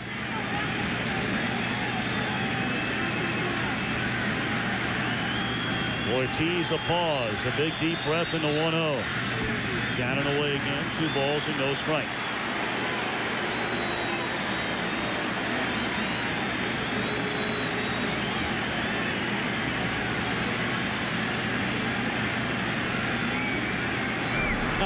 Leo Mazzoni can't watch. Not even rocking back and forth as much as he usually does. Fastball in there, a strike at 93 miles per hour. Bacco taking all the way at 2-0. And again, another one of those pitches where Ortiz wants to make it happen here. Doesn't want to go to 3-1.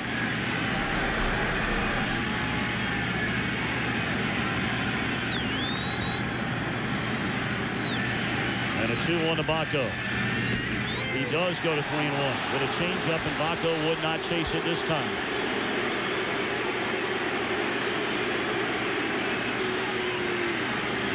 More walks than any other pitcher in the National League at 102. Wood right there at 100. And 2 of those walks came by Ortiz with the bases loaded this season. If you're a Cub fan, you're looking for something good to happen on this pitch. Ground ball to first, and Fick drops the ball. They get the out at first, and the tying run scores. The first base umpire made the out call, and Bacco can't believe it. Hunter Wendelstedt called him out. It looked like a double play ball, or at least a chance to turn it, but Fick dropped the ball, and we're tied at 1. This would have been a double play ball. This is an easy throw on to second base, and Furcall's got a cannon for an arm. Marcus Giles, look at the hustle. It's easy for a second baseman to give up on this play right there. Giles keeps coming, makes the play himself, flips it over to Ortiz. Just nipped him at first. So we begin anew here in the 6th inning. The Cubs have tied the game on a ground out by Paul Bacco.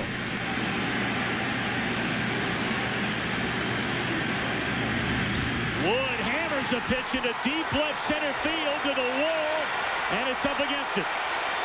2 runs will score, and carrying Wood, a 2-run double, and the Cubs lead 3-1. You talked about it, Tommy. Both of these guys in the game, as far as the pitchers are concerned, can swing the bat. Ortiz is one of them. There's Kerry Wood's wife going crazy now, enjoying herself a lot more than she was an inning ago. And Kerry Wood helping himself out with a booming double into the gap.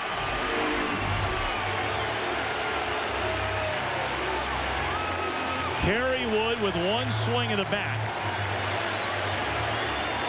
gives the Chicago Cubs a 3-1 lead.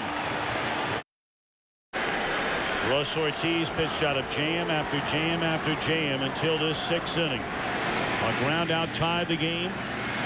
A 2-out 2-run double by Kerry Wood has given Chicago a 3-1 lead. And now Kenny Lofton against the new pitcher Ray King.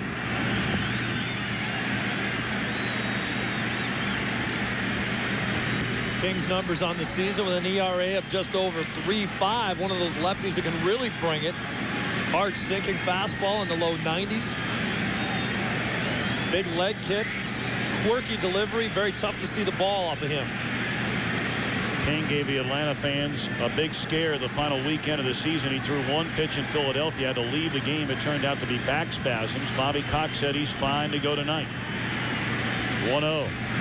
Nowhere close. And that's one thing King can have trouble with, his control. And this is where the Braves bullpen really struggles, especially when you have to get into the pen before the 7th inning. There's no real set roles for the relievers on this team. They've all had a crack at different roles, and it's been kind of a crapshoot for Leo Mazzoni and Bobby Cox. Swing and a miss, 2-1 to Lofton. Take a look at our in-game box score for the Cubs, brought to you by Midas.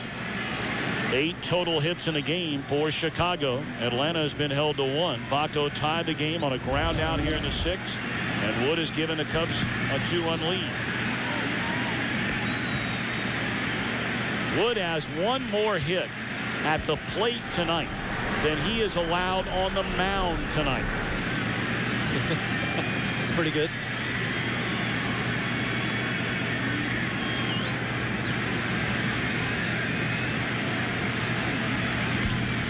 Little flare, short center field. Jones coming on. It's a base hit. And Lofton knocks in Kerry Wood. 4-1 Chicago. Oh, Tommy, I'll tell you what. You're looking at a National League pitcher right there, Kerry Wood, that has tremendous instincts on the bases. Watch the jump he gets when this ball's hit. Look, he's already taking off. This is not a sure ball that's going to drop, especially when you're talking about Andruw Jones in the outfield. Great jump, scored on a play that a lot of guys, let alone pitchers, that would hesitate right there. The only batter Ray King will face. Bobby Cox going to come get him and bring on Grabowski to face Resolano. The Cubbies have finally broke through here in the 6th, and they lead 4-1. Bobby Cox, right-hander Kevin Grabowski comes out of their bullpen. He missed nearly a month at the end of August up until the final week of the season with right shoulder tendonitis. You have to wonder about how sharp he'll be, having pitched less than 3 innings when he came back. I was so impressed, Tommy, with the jump that Kerry Wood got out there. But, of course, with 2 outs, he should get a great jump. Scored easily on the play. You know, one time Kerry Wood had a lot of baby fat on him when he first came in the major leagues. He makes his home out in Scottsdale, Arizona. And, Steve, I happen to see him every day during the wintertime working out. I mean, this guy plays basketball, full-court basketball. He's dropped a lot of weight. He is a very good athlete and a big-time competitor. Strike on the outside corner, 1-1. There was a period of time where he had a little bit of a back problem. The team was not giving him a whole lot of support on his starts. Dusty Baker had a little chat with him and said, look, if you're going to be a #1 pitcher on this team, and they've got a couple of them, we've mentioned Mark Pryor. Ground ball to short. And for a call will go to first to end the inning. Then you have to go out and pitch whether you're getting any run support or not. Well, he got support thanks to his own doing in the 6th. Cubs lead 4-1.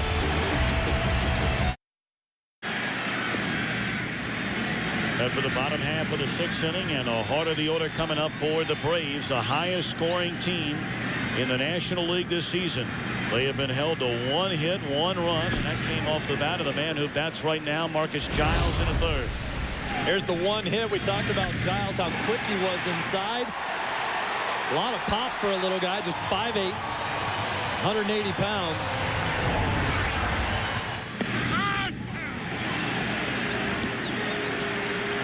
One and 2 to Giles. Wood struck out 3 batters in the first 4 innings. He struck out 3 batters in the 5th inning. Ramon Martinez takes over at short for Gonzalez. And it's fouled back out of play. Giles, of course, missed 3 games with a concussion right before the All-Star break. Missed the All-Star game when he ran into none other than Mark Pryor. Big collision there. Everybody's heart stopped on that one. Pryor missed 3 weeks with a shoulder injury. Grounded to third. Ramirez had trouble getting it out of his mitt. And the throw in the dirt picked out of there by Carroll. And stumbling beyond the bag is Giles. Slow to get up. And Giles might have jammed his thigh right into Carroll, so either in his rear end making that play. What a sweet pick by Eric Carroll at first base. Giles hustling all the way.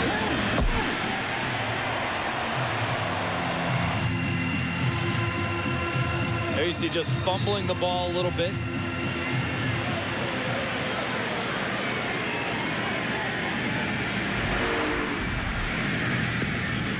Now Gary Sheffield, who has popped to short and lined out to center. Still a long way to go in this one. Last of the 6th inning.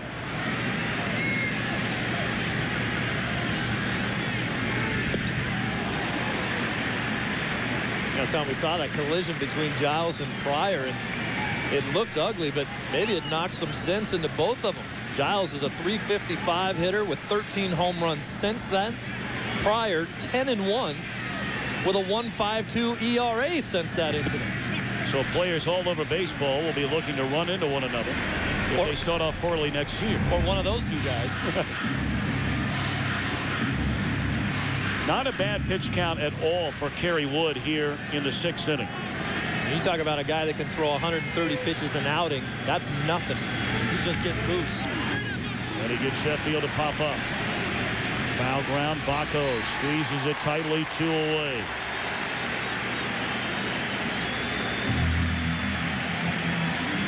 Again, we remind you, a triple header tomorrow. Our friends over at ESPN will have game 2 of the Marlins and the Giants. Game 2 here from Turner Field at 7 Eastern tomorrow night. And then game 1 between the Boston Red Sox and the Oakland Athletics from out in the Bay Area. 2 down, nobody on. Chipper Jones a batter.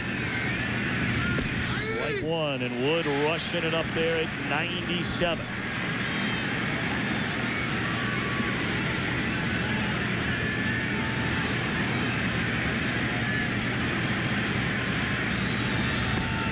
These are the kind of games where a pitcher can go from, you certainly don't say obscurity, because Kerry Wood has never pitched in any kind of obscurity with the kind of stuff that he has. But you take your whole game and perhaps whole career to another level. You pitch game 1 of a playoff, game 1 of a league championship series, of a World Series, and if you pitch like Wood is pitching here tonight, perhaps you even convince yourself that you're better than you thought you were all along. And every Cubs starter has the opportunity to do that. We talked about Mark Pryor. Zambrano will go game 2. When you talk about the top 3 starters for both clubs, for the Braves, those 3 collective starters have 42 postseason starts under their belt. For the Cubs, they have 1. And that's the guy that's pitching right there. Kerry Wood, 98, pitched game 3 against these Atlanta Braves. Just 5 innings. There's how many pitches per inning Kerry Wood has. Well, we talked about the difference between experience and youth and exuberance. There are some guys that have very little postseason experience on that Cub roster that have a chance to make a name for themselves in this series. Swing and a miss. Kerry Wood, his 7th strikeout. Sammy and the Cubs lead. We're back after a word from your local Fox station. As we go to the 7th inning, Jared Wright will take over on the mound for Atlanta. He came over from San Diego, coming all the way back after missing nearly the last 3 seasons with arm injuries. Which you go all the way back to 1997. He was the 2nd youngest pitcher ever to start the deciding game of a World Series, and only the 7th rookie ever to start Game 7 of a World Series, and with Cleveland. Sosa to lead it off. Ball 1 high and away. Marcus Giles has been taken out of the game. Jesse Garcia takes over at second base. Giles injured himself on that play running down to first base. Get a report for you as soon as we can on that injury. It almost looked like he slowed down a step or 2 on his way to first base, like maybe he pulled something or blew something out on the way, and then he took a funny step trying to get away from Eric Karros and went down. See, Jared Wright throws very hard. We saw him earlier this season, a number of games in San Diego. The numbers were ugly, but he is healthy again and certainly worth taking a chance on, and has pitched very well since coming to Atlanta. His ERA with the Padres in 39 games was nearly 9. But in the 11 games under Leo Mazzoni, 9 innings, 7 hits, only 2 runs. He's always been one of those guys that can absolutely throw the ball right through a wall, but didn't know where it was going. 98. And you better step lightly in your shoes if you're in the batter's box against this guy. Sammy 0 for 2 was intentionally walked in the first inning. Ball 4 low and away. Let's go back to the injury of Marcus Giles. Now watch if you can see, maybe he slows down a little bit right there, then tries to stretch it out. Goes down and gets up very gingerly. Hits the bag hard with his right leg, but watch his left leg takes a very strange step there and then never takes another step after that.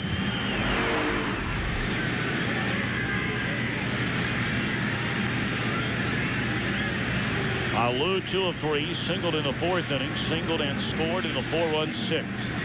Runner goes, and no throw by Lopez. Sosa did not have a stolen base the entire season, but obviously good scouting from the Cubs with Jared Wright on the mound. Run and run frequently. And it was a great jump, and Sammy showing the speed of his youth. I mean, you don't throw Sammy out even if you throw down there on this play. Well, that's just some smart baseball right there, trying to steal an insurance run late in this game. Sosa's last stolen base last season. He had 2 the entire year, none the year before that. 2-0.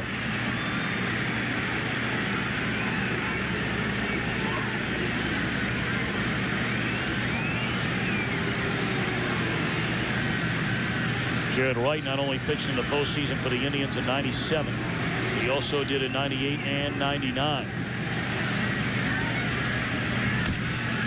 2-1. You remember back to '93 when Sammy Sosa was a 30-30 guy. 33 homers, 36 stolen bases.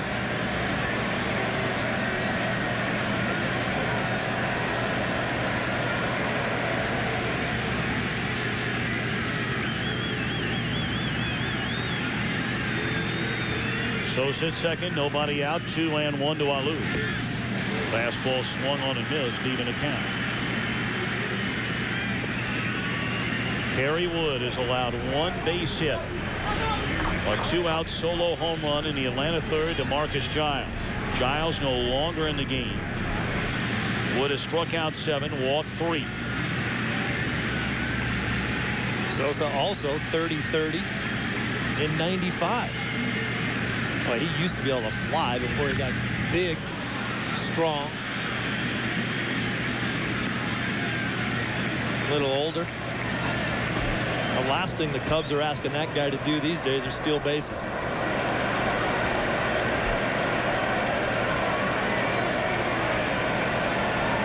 Told you Moises Alou, born here in Atlanta, and he's the answer to a trivia question. He was the last ever regular season batter at the old Fulton County Stadium, just across the parking lot in 1995 with Montreal. He's gone swinging for the first out in the Cubs' 7th.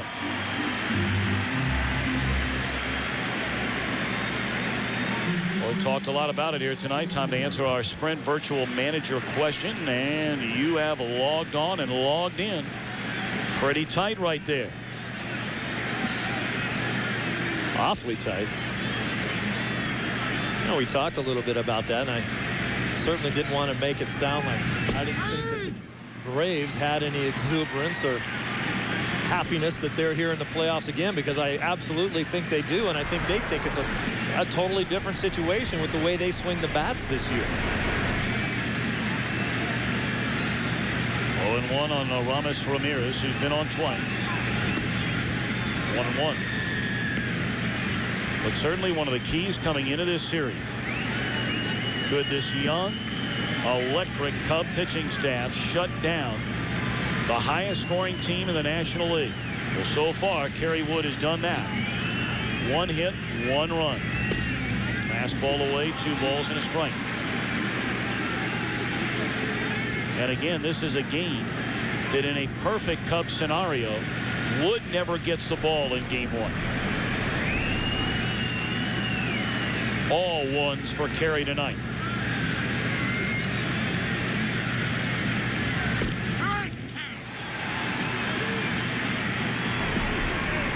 Mark Pryor had to pitch Saturday as the Cubs swept a doubleheader over the Pittsburgh Pirates to clinch the National League Central Division title, edging out Houston by a game.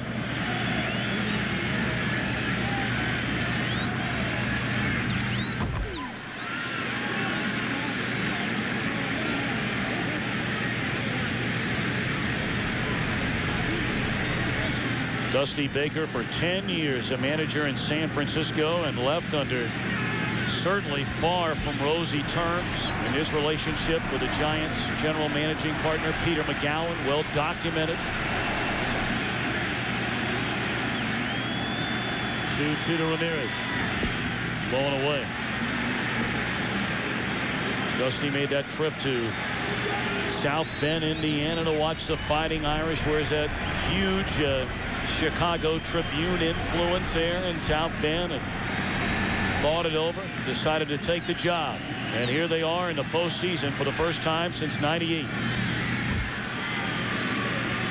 This Cub team played very well down the stretch, won 11 of their last 16 games, had a better record than the Braves after the All-Star break. Dusty Baker said, "We're playing pretty good baseball.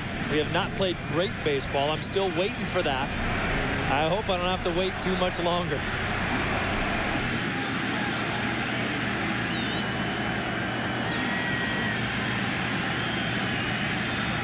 Three and 2 on Ramirez. Fouled out of play.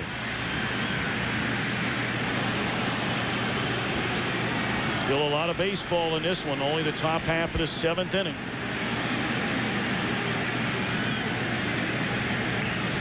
Certainly Wood and the Cubs nowhere close to being out of the woods against this Atlanta team. Andrew Jones be leading off the bottom of the 7th inning. 9th pitch upcoming in this at bat. And Ramirez draws a walk. 3rd straight time he's been on base.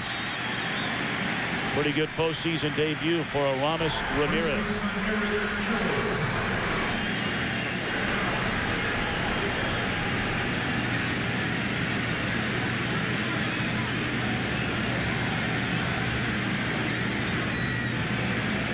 We talked a little bit about Bobby Cox and what he said about his bullpen and how they'll be used. There's questions all the way down to their great closer, John Smoltz, who spent some time on the DL late. We asked if he could go 2 days in a row. That was a concern, and Bobby Cox said, you know what, he can go all 5, and we hope he does.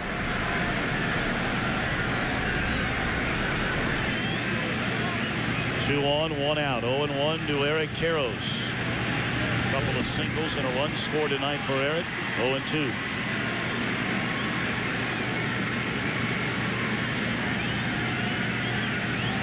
Another game decision made by Dusty Baker.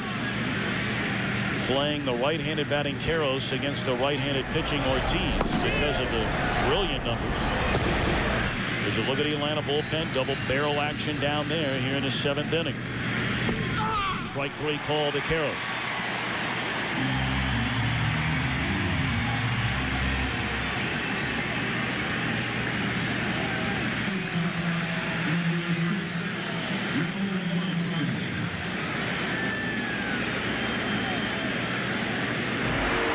The last pitch by Jarrett Wright. Fastball, outer half. Javi Lopez may have stole that one for him. Framed it nicely. A good view of Bruce Fremming. Now Ramon Martinez batting for the first time. Did a solid job for the Cubs this season. Played some third base when they had problems at that position before Ramirez came over. Played a lot of second base when Bresolanic was on the disabled list. And when Alex Gonzalez was struggling mightily through July and August, Martinez also subbed at short. Another guy Dusty Baker very familiar with. Martinez played for him with the Giants.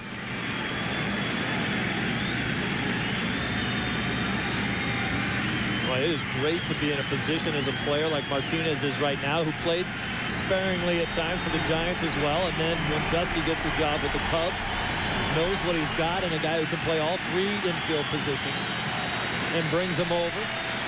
Has enough confidence to have him on his club here with the Cubs.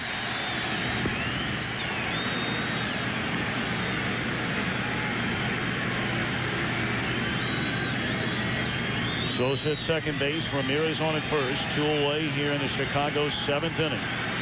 Atlanta jumped out in front 1-0 in the 3rd on a Giles home run. The Cubs scored 4 times in the 6th inning.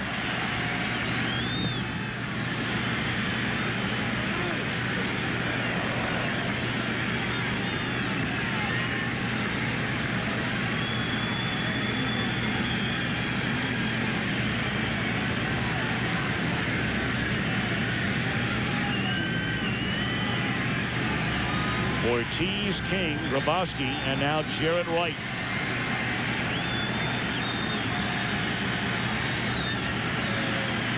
Two on, 2 out, 2 balls, 2 strikes on Martinez.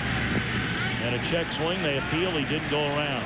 Full count, and the runners will get started on the upcoming pitch.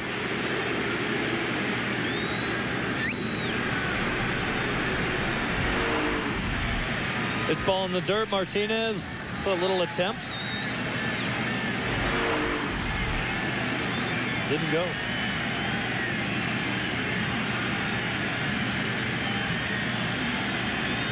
Sosa will start at second base. Likewise for Ramirez at first. Fick plays behind him over there. Strike 3 called to end the inning. White fans aside, walks 2. Braves coming up as they stand and stretch in Atlanta. 4-1 Chicago. Giles to give the Braves a 1-0 lead. The Cubs came up with 4 in the 6th, and certainly the late great Harry Carey would be toasting that 4-run 6th inning. Oh, do we miss Harry. Braves coming up. Andrew Jones looks at a strike. Andrew to be followed by Lopez and Fick. Wood is fan 7, walk 3.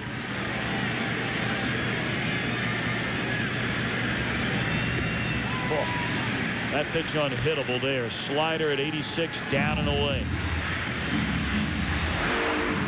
This pitch is going to break so hard it'll break out of the strike zone, but it's so hard to lay off.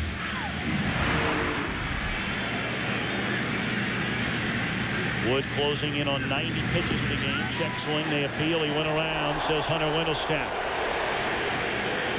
8 strikeouts for Kerry Wood. Jones didn't think he went. I think he did, and it looks like he's even asking for help down there. He pointed down at Hunter Wendelstedt himself.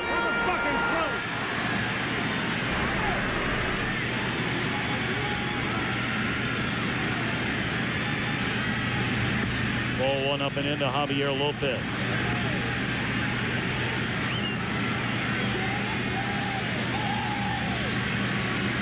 Talked about the Atlanta offense leading the National League in average, franchise records for home runs and runs scored, and that one dropped into center field. Second Atlanta hit of the game, the first since the Giles home run in the third. And you talked about it a little bit earlier, Tommy, the fact that even when you get to the back half of this lineup, you're still facing guys like Lopez, who had a career season, Fick, who drove in 80 runs, Castilla, who had 22 home runs on the season, and then most likely in this situation a pinch hitter. Matt Franco, you would assume, as a left-handed batter off the bench. We'll see.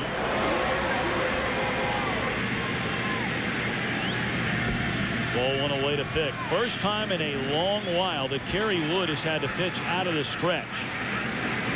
May not seem like a big deal, but when a pitcher gets into a groove of working out of his regular windup, when then he has to go into the stretch, the mechanics are a little off. Foul out of play, 1-1 to Fick. Only one time since the second inning has Wood faced a batter pitching out of the stretch. The advantage that he does have is the fact that he's not worried about anybody stealing bases in this situation. Braves down 4-1 in the ball game. Lopez, not a lot of speed. Breaking ball, and Fick thought it was high and away. It's called strike two. Boy, Fick is livid with home plate umpire Bruce Fremming. There's the replay of the pitch. Fremming with the call, and Fick still giving him an earful.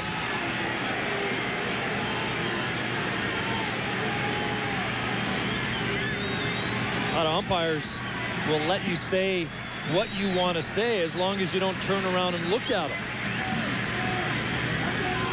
They don't like that too much. And Fick turned around and looked at him. And had a lot to say. You can continue to look out at Kerry Wood and say almost anything you want to Bruce Fremming back there. But when you turn around and look at him, everybody in the house knows that you're upset about the call. Hammered down the right field line, but hooking foul.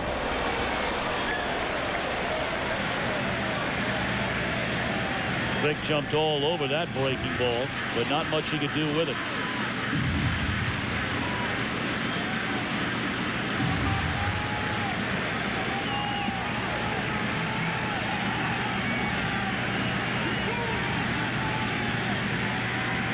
One and two on Fick.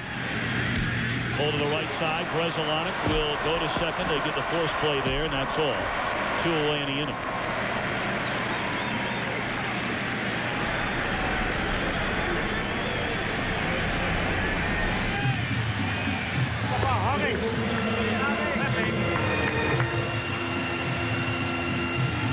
Castilla's bounced to the mound and walked. Castilla 22 home runs during the regular season.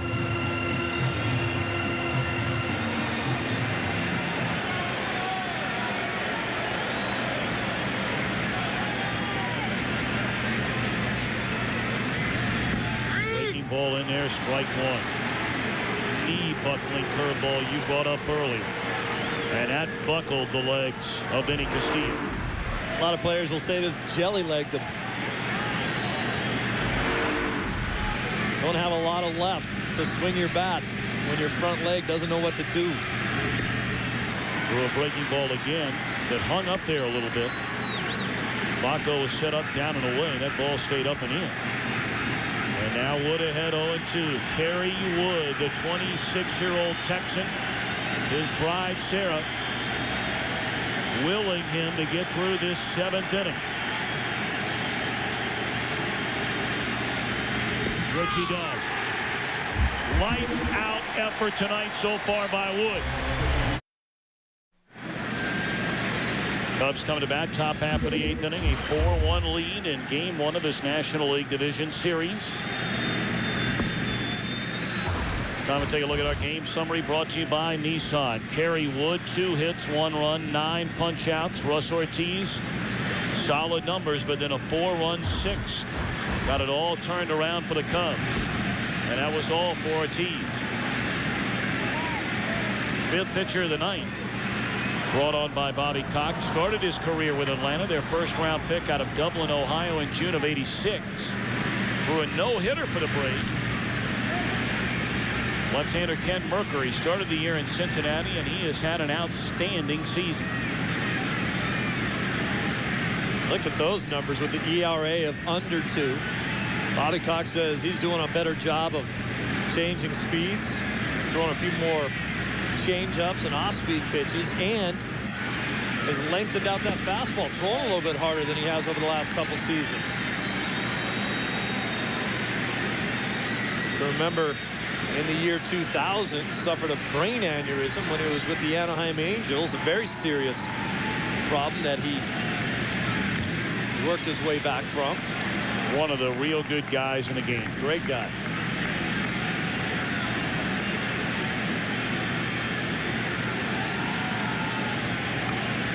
Baco tied the game at 1 when he grounded out in the 6th inning, and then Kerry Wood followed that, breaking the tie with a 2-run double into left center field. Lofton knocked in Wood with a 2-out single.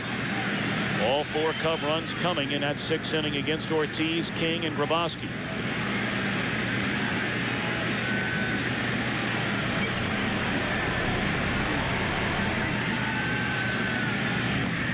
Ball 4 to Baco, and here comes certainly the man of the night for the Chicago Cubs faithful, both on the mound and at the plate, Kerry Wood. Wood outstanding. Look at a nasty breaking ball there. Fastball to get the strikeouts. Another fastball at the knees. And then in the 6th inning, carrying some lumber. He's happy about it. Sarah's happy about it. She immediately jumped on the phone and called her mother. Pretty sure her mother's watching this game. Pretty safe bet. Yeah.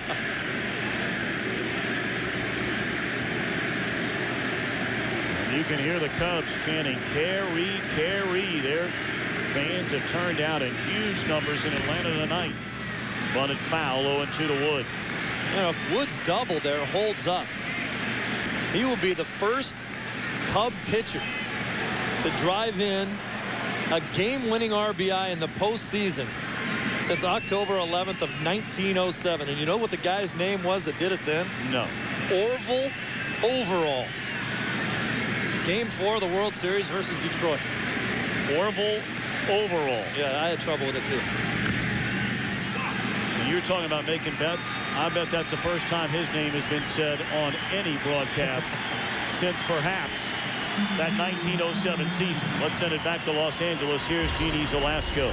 Well, the Yankees called this the biggest play of the game. Unfortunately for Joe Torre and company, the player was not wearing pinstripes. With Brandon Williams on first, Shannon Stewart, a huge Twins trade deadline pickup stop the Hideki Matsui game changer.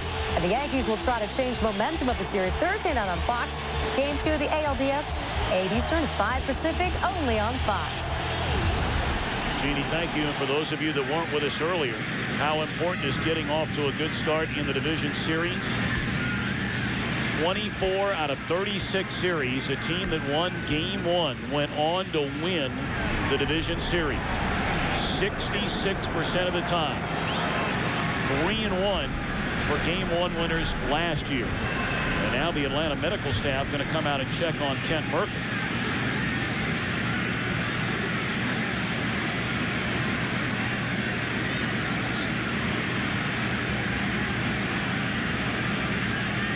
Merker looking down at it, looked like it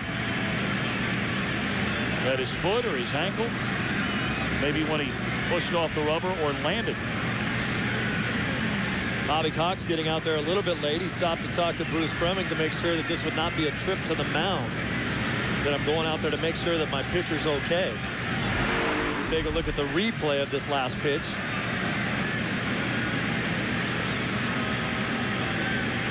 Skipped off the mound there. And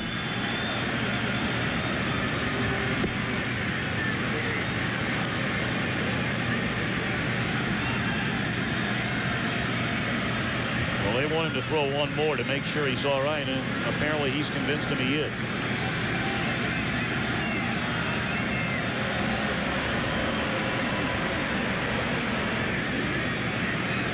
good is it to see Bobby Cox just able to run on and off the field. Double knee replacements in '93. Season before that, he could barely get around.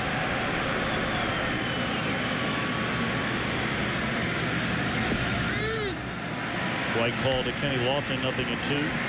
Been a good night for Lofton. 2 hits, 4 at-bats, has been on base 3 times. Has stolen a base and knocked in a run.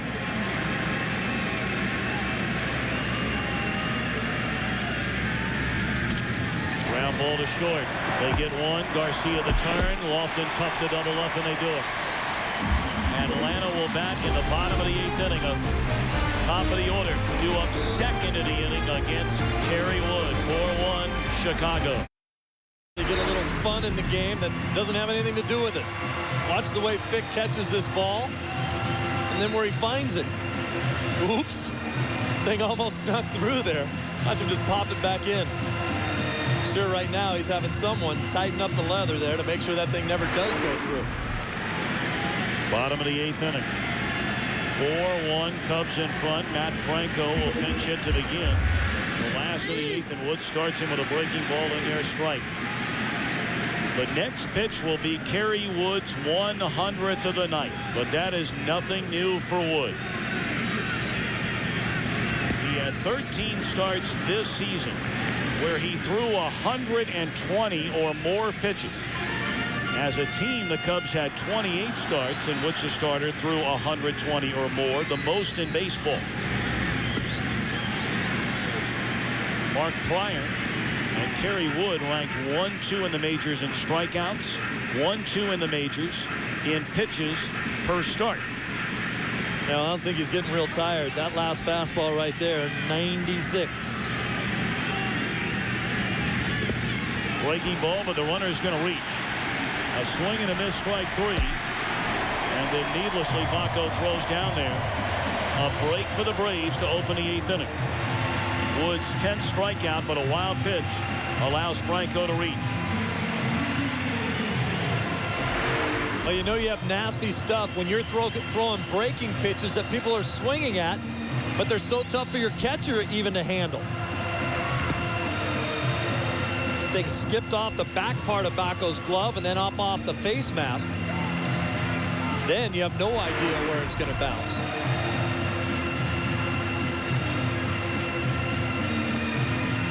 Get a look there. Kerry Wood picking up his 10th strikeout, only the 11th pitcher in Division Series history to strike out 10 or more in a Division Series game.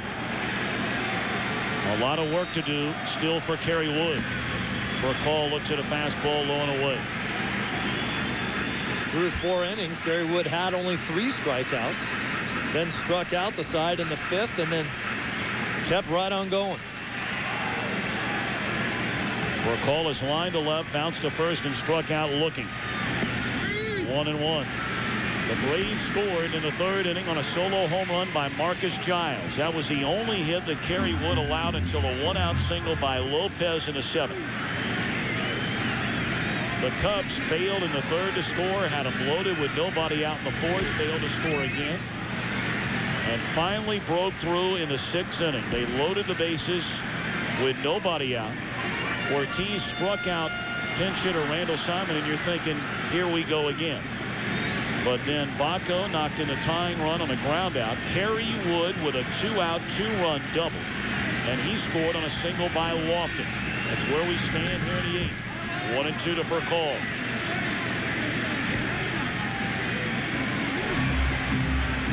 Dusty Baker trying to give the Cubs their first postseason road win since Game 3 of the 1945 World Series.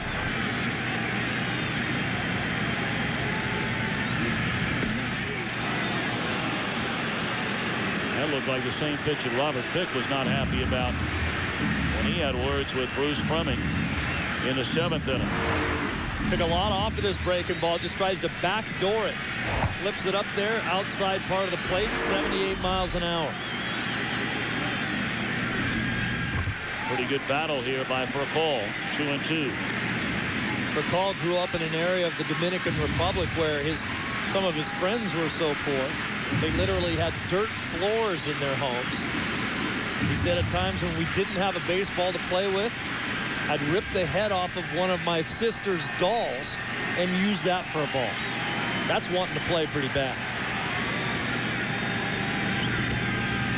Fouled away again. Well, that is certainly the plight of many of the Dominican-born players that come to the United States. Sammy Sosa, no different, using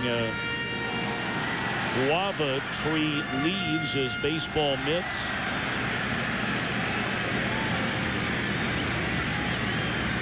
It's a good nickname, Fuki. Maybe we ought to hang you with that instead of Psycho. 2-2. Swing and a miss. The bottom fell out of that pitch, and Wood has his 11th strikeout. I mean, Wood is getting more dominating as this game goes on. Look at that breaking pitch. Paul Bacco told me, he said if he's got his good slider, it'll break straight down almost. See the Cub fans now doing the tomahawk chop with their Cub hats.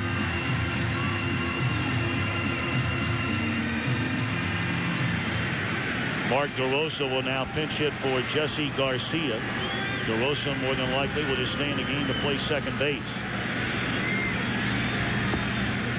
Fastball low and away. The Braves trying so desperately to get one more runner aboard here in the 8th inning and bring the tying run to the plate with all the sluggers that will follow DeRosa.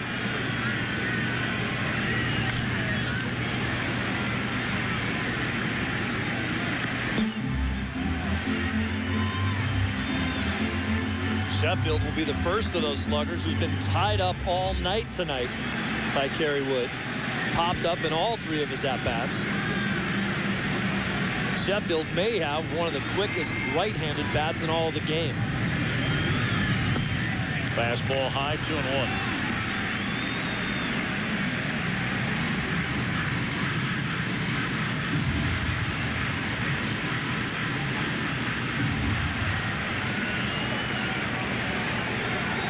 No activity in the Chicago Cubs bullpen.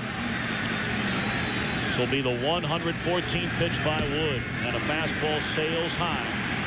3 balls and a strike. Saw Larry Rothschild beginning to rock back and forth, the Chicago Cubs pitching coach. Boy, he's done a solid job with this very young staff. Rothschild, although certainly not the publicity of Leo Mazzoni, among the game's best pitching coaches, and has been for a long time.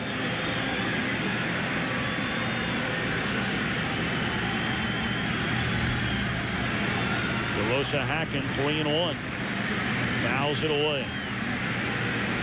We talk about the lack of respect that the coaching staff that the Braves get because they seem to always win. Leo Mazzoni lost 4 of the 5 starters in the offseason. And a lot of their bullpen as well. So he's been working with an entirely new staff. Well, coaches and managers get far too much of the blame. And in a lot of cases, they get not nearly enough credit when things go well. Now the Cub bullpen begins to get loose. Hard-throwing right-hander Kyle Farnsworth. One of the members of that vaunted Atlanta bullpen last season, Mike Remlinger, joins him. And now the tying run will come to the plate.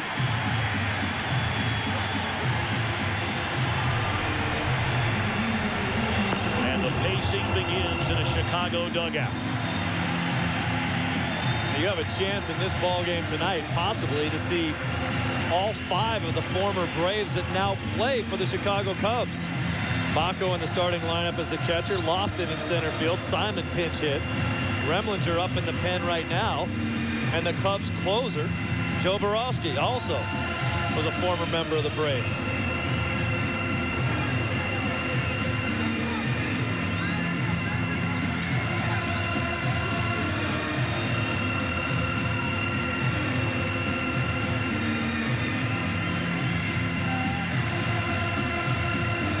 Gary Sheffield, as Steve mentioned, 0 for 3 tonight. has never had a hit against Kerry Wood. 0 for 6 now in his career.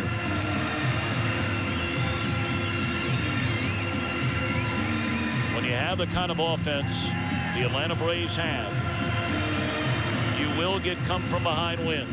Oh. And they had more than any team in baseball. It's a great time for a team meeting on the mound with Sheffield. One swing of the bat can tie it. And they throw him a first pitch breaking ball in the inside corner of strike. You know Sheffield was thinking and looking dead red. First pitch didn't get it. They had the discipline to lay off.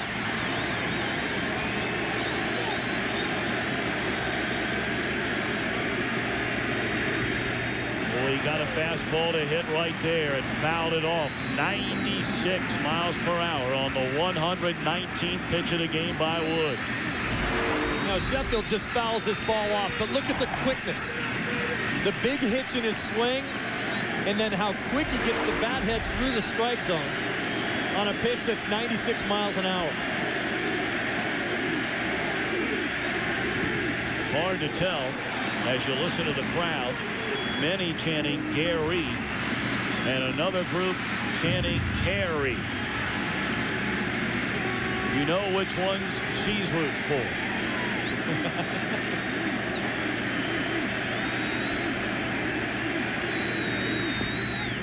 2-2 now to Sheffield.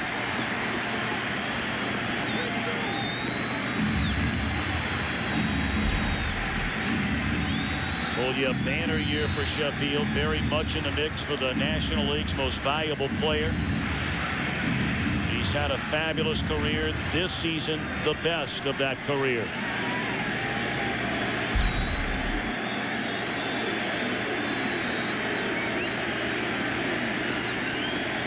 Wood's thrown him only one fastball. It's the only pitch that Sheffield offered at. Came back with a breaking ball on 3-2, and you got to believe the heat is coming here. Huge pitch in this game upcoming to Gary Sheffield, representing the tying run here in the bottom of the 8th inning. Sarah wants one more.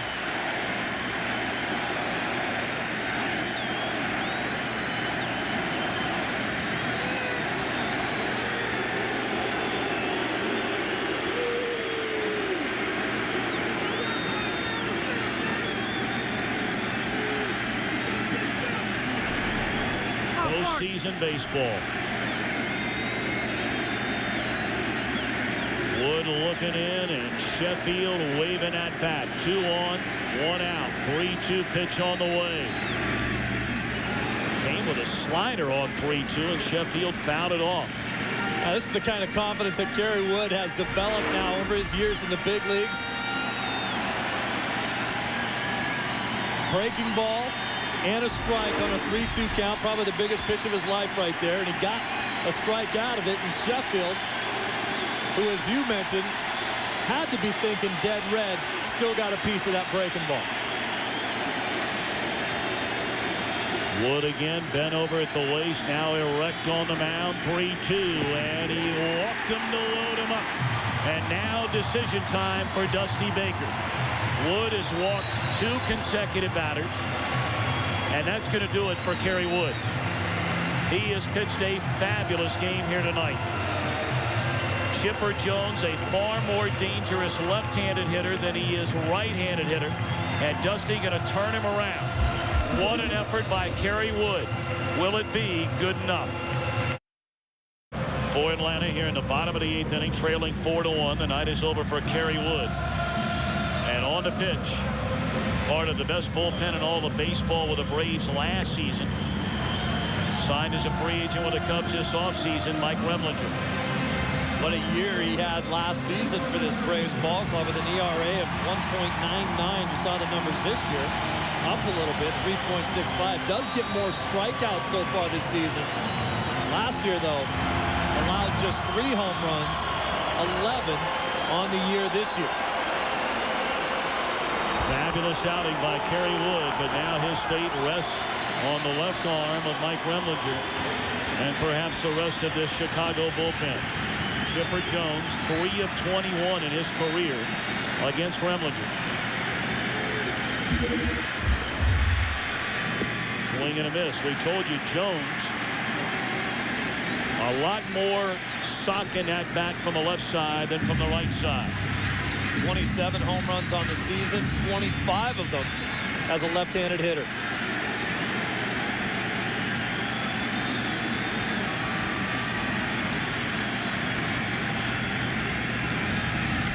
Ground ball in the hole, picked up by Martinez. They get one. Throw to first, not in time.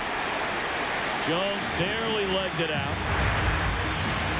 Franco scores, making it a 4-2 ball game. Runners on the corners, 2 away in the inning. And Andrew Jones coming up. Hey, Tommy, that was such a sweet play by Martinez at short. Tough backhander. Turned around quickly, got the throw over to second base, and then Karros with the experience trying to cheat off of first base and get the call. He didn't get it. Another pitching change will be made by Dusty Baker. Kyle Farnsworth will come on to face Andrew Jones, and questionable call there at first. Now taking over on the mound for the Cubs, among the hardest throwers in all of baseball, Kyle Farnsworth. Andrew Jones, a man he will face. 5 hits and 13 at-bats, 2 of the hits home runs. And Farnsworth would be happier if he was following anybody else in the rotation except Wood, because Wood throws just as hard as he does.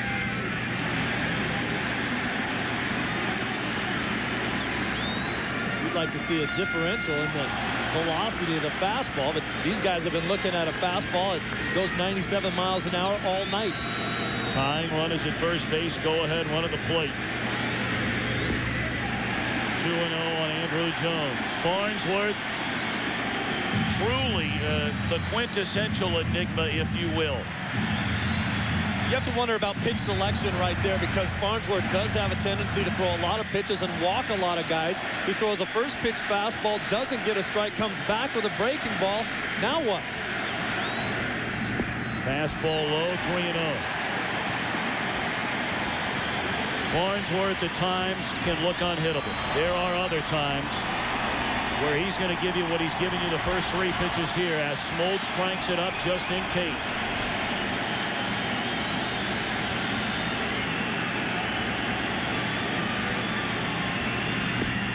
Fastball right down the gut, 3-1.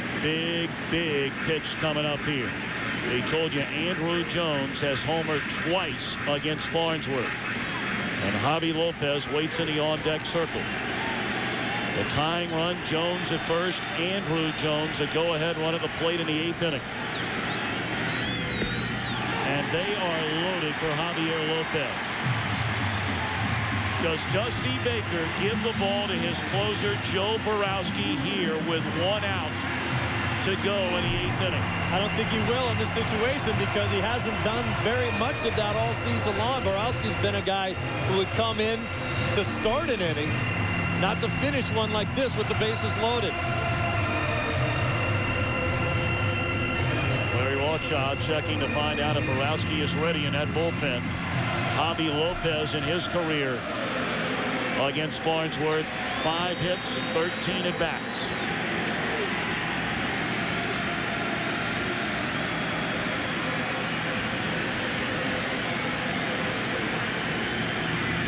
First pitch slider in there, a strike from Farnsworth. Of course, Javier Lopez broke the heart of many Cub fans in Game 1 back in that 1998 Division Series, when he homered off Kevin Tapani, who was trying to throw a complete game shutout.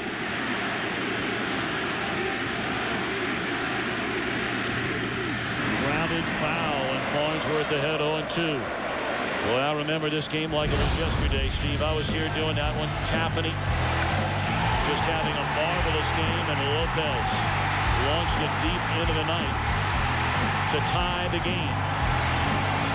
And you look at the physique of Lopez back then. He's always been a guy who's worked out very hard, lost weight this offseason, slimmed down, got to the point where maybe he thought he was a little too bulky, a little too strong, having one of his best years ever after dropping some weight. Ground ball to short, and Farnsworth will slam the door on the Atlanta 8th inning. They score a run without a hit. We go to the 9th in Atlanta. Kerry Wood in line for a game-1 win, but the Cubs 3 outs away from it. We have partnered with the Saturn Lightship to bring you aerial coverage of tonight's Game 1 of this division series. We hope you're enjoying this unique look from high above Atlanta and Turner Field. We've arrived top of the 9th inning. A 4-2 Cubs lead. 6th pitcher of the game now used by Bobby Cox. Long-time closer with the White Sox, the Giants, Tampa Bay, Kansas City. Roberto Hernandez. This guy was one of the best in the business with the Chicago White Sox in the mid-90s. Saved 43 games in Tampa Bay in 1999. 12 seasons. Soft liner caught by DeRosa, who stayed in the game to play second base. There was a time as a closer, Roberto Hernandez would come in and throw nothing but hard sinking fastballs and say, go home, because this game's over with. Now in a setup role for Smoltz.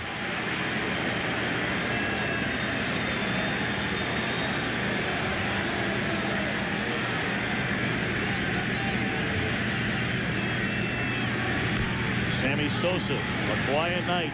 0 for 2, struck out with 2 on in the 3rd, grounded into a double play, ending the 5th inning. He's walked twice, once intentionally.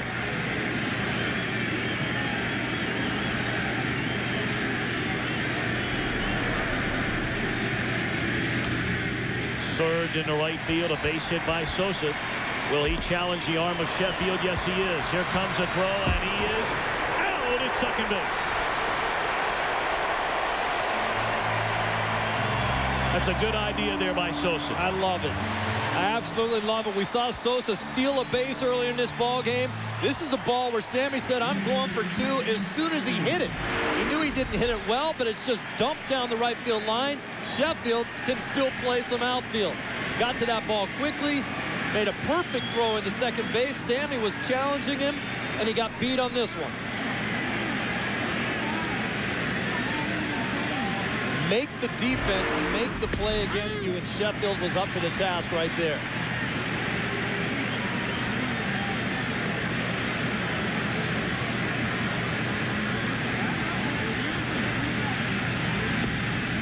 One and one on Moises Alou.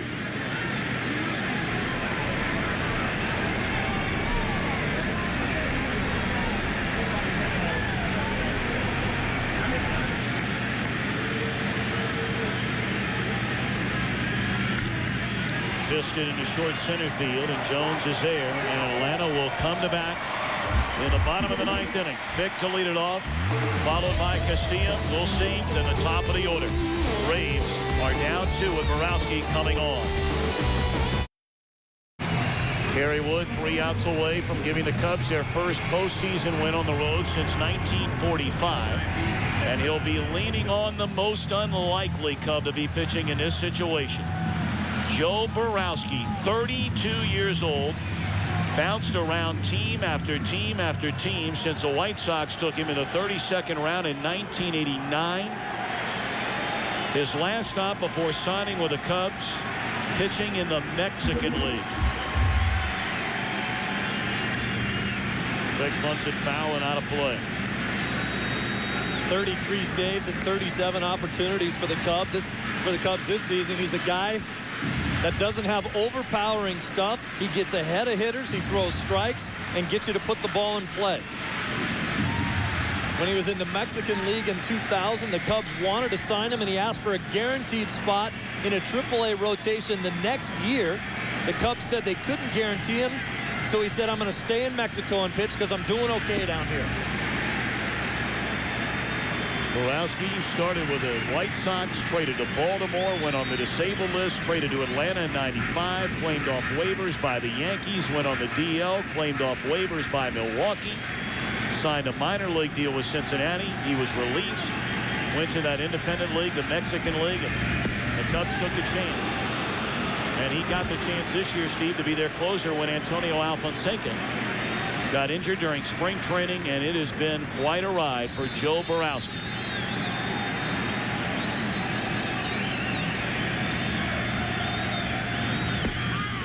Strike 3 called to Robert Fick. Take a look at our All-State good hands defensive play of the game made by Kerry Wood in the second inning.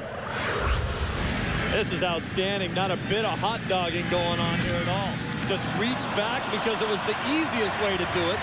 Probably didn't think he was going to come up with that play. Look what I found. Nicely done.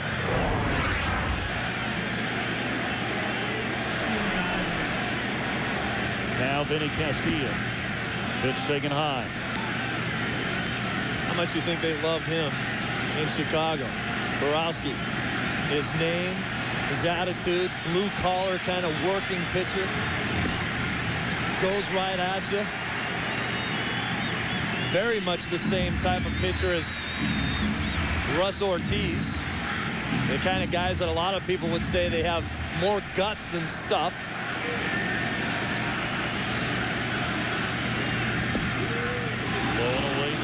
Castilla. The Braves need a base runner to bring the tying run to the plate.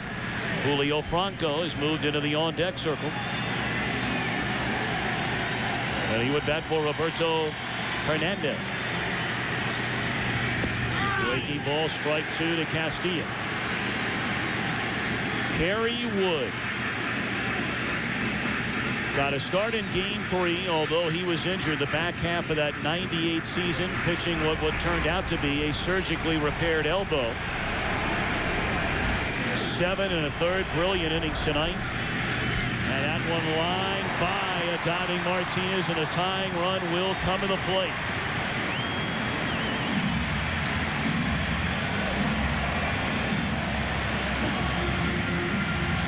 All right, Tommy, that line drive may have fooled Martinez. It looked like he hesitated just a little bit before he made the dive for that ball. That thing may have been hooking hard away from him.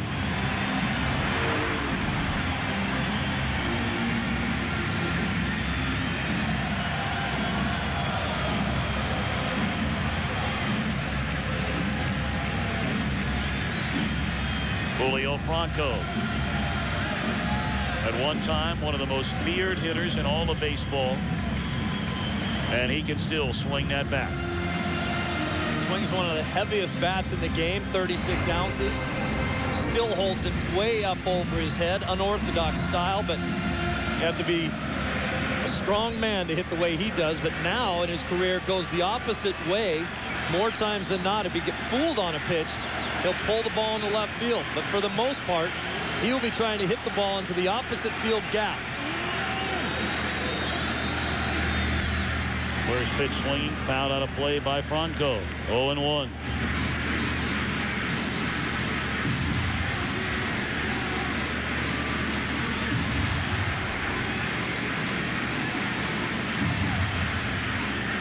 Talked about Franco in his career.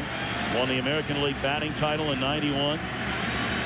And they signed him out of the Mexican League a couple of years ago. 0-2. Franco recently admitted that he was 45 years old. Told me last season that he wanted to be the first player in the history of the game to be playing, cashing a paycheck, and collecting his pension all at the same time. That's a goal for all of us, isn't it?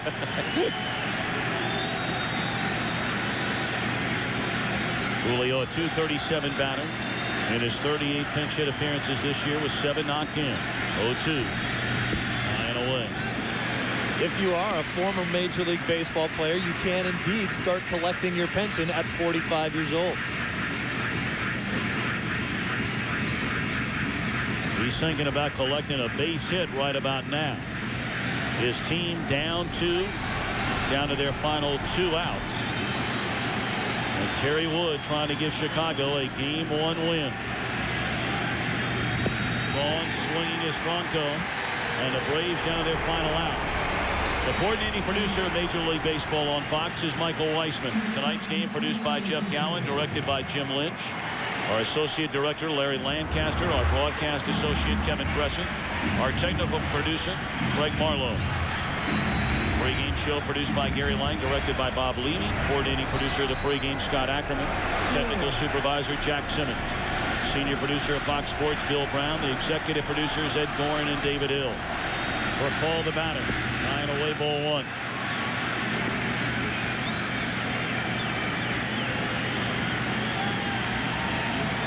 For a call, not known as a home run hitter, but he did hit 15 during the regular season. 2-0.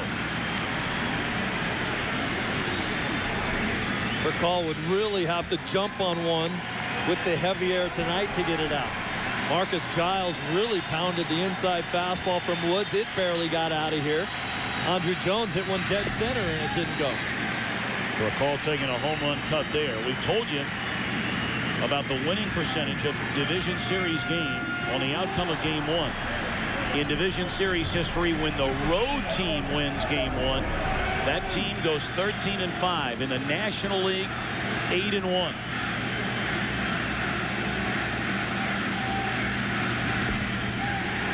Two to for call. Well, knowing the mentality of the long-suffering Cub fan, they want to be jumping in the air right now, knowing they're strike away and out away from Game 1. Yet at the same time, holding undoubtedly their collective breath. What a pitching performance against the most potent offense in the National League. 3 hits all night for the Braves.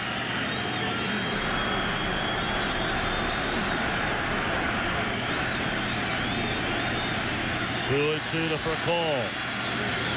Strike 3 called, and the Chicago Cubs have won their first postseason road game since Game 3 of the 1945 World Series when they beat the Tigers 3-0.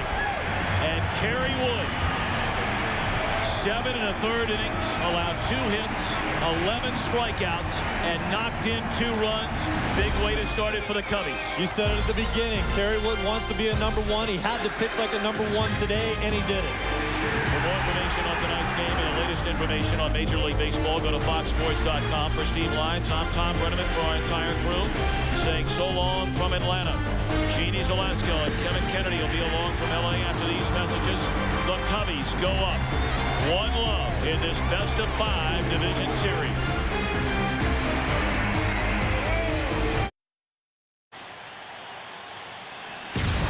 Pitching got the Cubs to the postseason, and it carried them one step closer to ending 95 years of agony. Dominant for Kerry Wood. The good breaking ball right here. The alignment with the feet much better than in the past. No longer does he step across his body. He had the great curveball today. Again, great finish. Overhand right there, the punch out. You're looking for curve, and you're going to get gas from Kerry Wood. Again, a great finish, great alignment with the feet. Powerful on the fastball.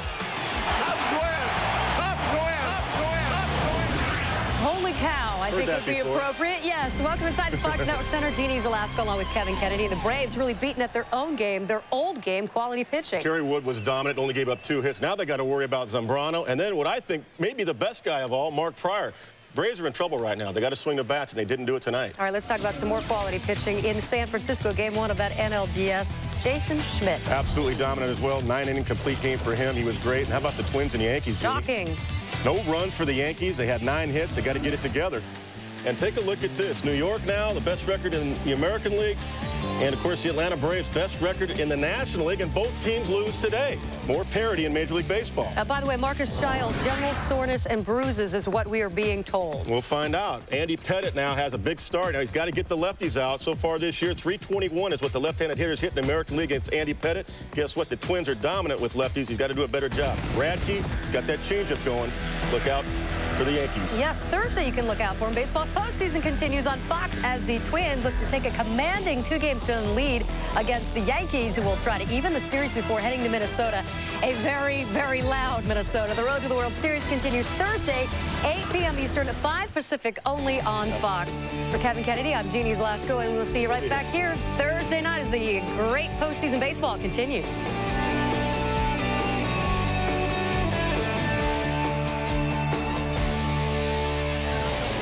Over the past 10 years, some of the greatest moments in all of sports happened right here on Fox. Emmitt Smith has just become the NFL's all-time leading rusher. Hello, guys. How are you? Whoa, baby. What a game. Just getting wired up for one of the best games I've ever seen. Great game, and the Cubs obviously have taken the 1-0 lead in this best-of-5 division series, which is huge, 4-2 the final score. And what's huge about it, not just the obvious situation that they lead 1-0, but this means that Mark Pryor's your guy on Friday night, and Kerry Wood, who dominates the Braves tonight, can come back in Game 5 in Atlanta if that's necessary. And keep in mind, guys, Atlanta is the #1 offensive club in the National League. They come up with a total of 3 hits tonight, 2 of them to Kerry Wood over 7 1/3 innings. Amazing performance. That big cliche is the perfect adage. Good pitching against good hitting, and guess which won tonight? Yeah. And how about this?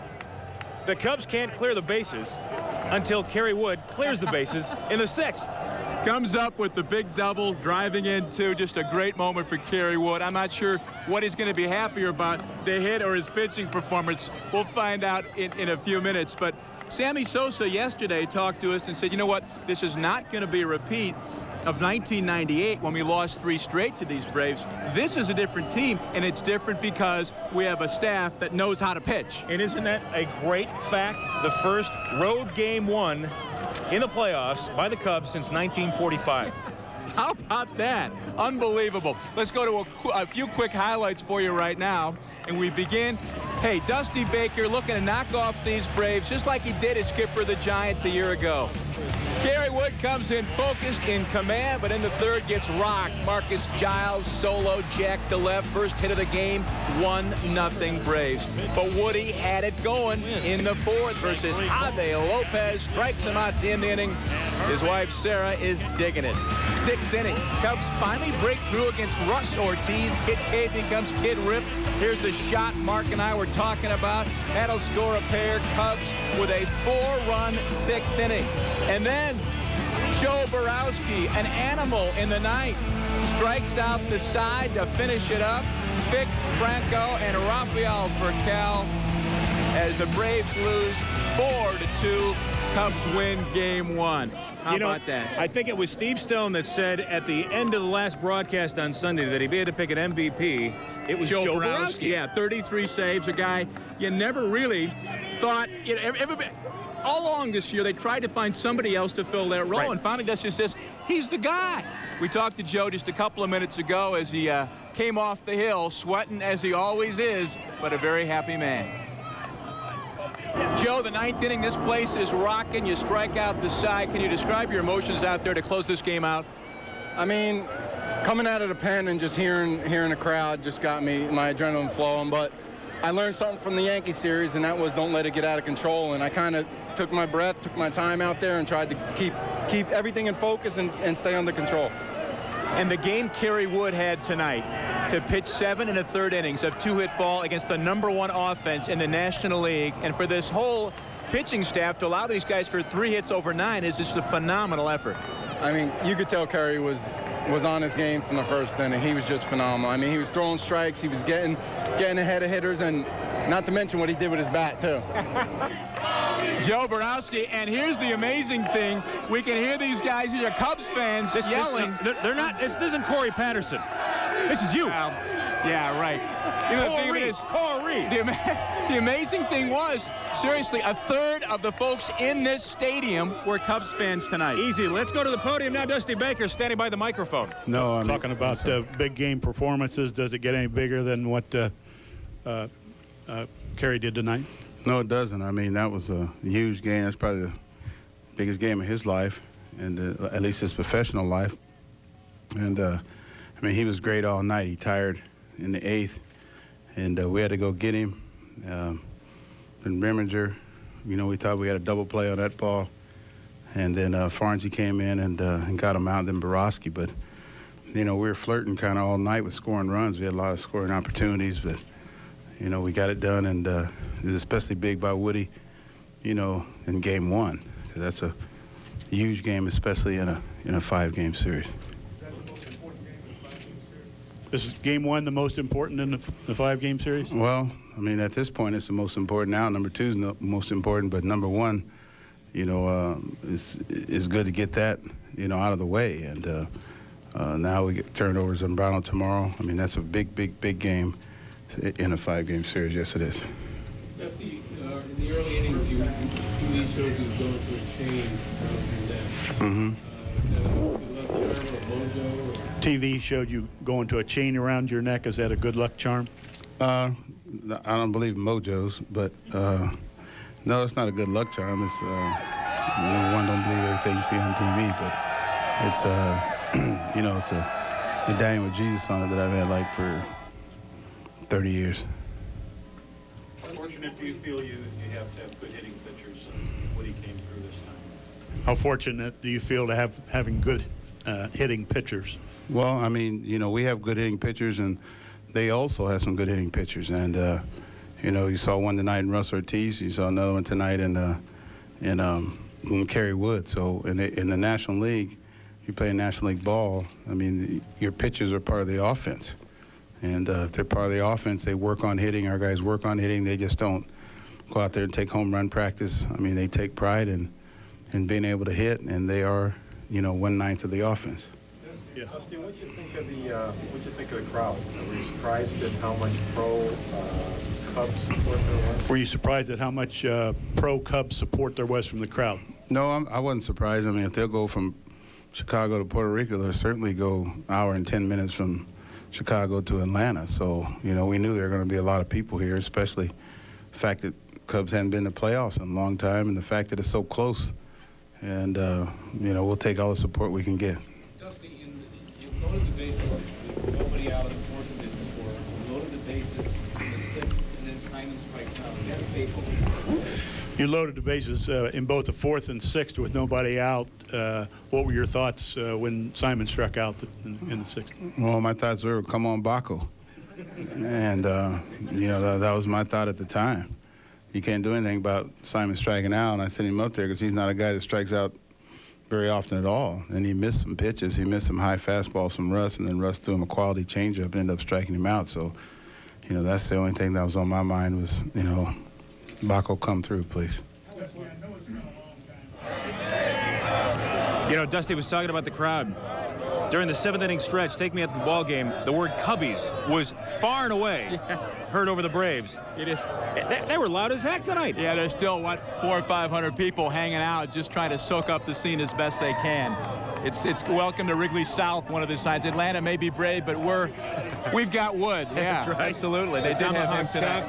Yeah. They used the Cubs hats to chop up the Braves. I mean, it was all over the place tonight. This was a very frustrating game, though, until that sixth inning for Cubs fans. Unbelievable. I mean, in the first inning, first and second, one out, Cubs failed to score. Third inning, first and second, one out, Cubs failed to score. Fourth inning, bases loaded, right, nobody out, and they don't score. Sammy Wood K to end the third and grounds into a double play to end the fourth. So it was a tough go for a while. Kerry Wood helped cover up his manager's gambling losses tonight. The pinch hit, Simon strikes out.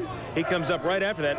And that was some pretty good technical work done by Dusty Baker. It didn't work out though until his pitcher came up and hit it to the wall. He probably figured he was going to come up with 2 hits tonight. You know, that was his idea. We talked a little while ago, just before we came on, to Paul Baco, the man behind the plate tonight, get his perspective on Kerry Wood's effort.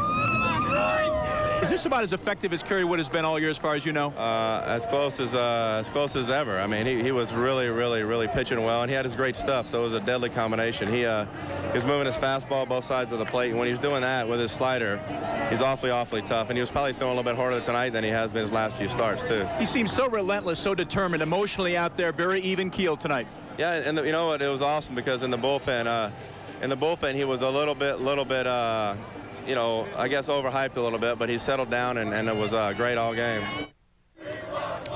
Paul Baco, and yeah, he was great all game. A 2-hitter for 7 1/3 innings. They're shouting, "We want Wood." They want to see Kerry walk out here and talk to his faithful. You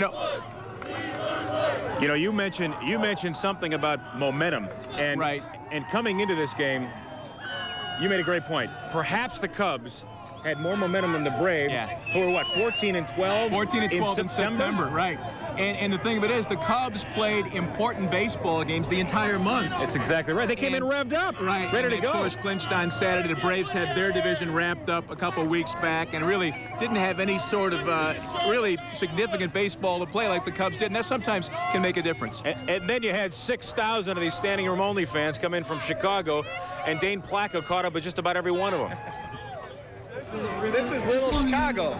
We're making this. This is Wrigley Field South, man. Indeed, Cubs fans turn geography upside down, packing Atlanta's Turner Field with everything but the ivy. Chicago fans are taking over because Atlanta doesn't know how to support their teams. All the way from Chicago to prove that point. This game will be sold out because Cubs fans are here. It gives me chills to be here right now. All these Cubs fans running around all over the place. It's amazing. A lot of heart right here. For the first time in years, the Braves actually sold out a divisional game thanks to the Chicago Express when they tried to hand Cubs fans these styrofoam. We're going to break into that Dane Placco report to show you Kerry Wood talking to the media right now.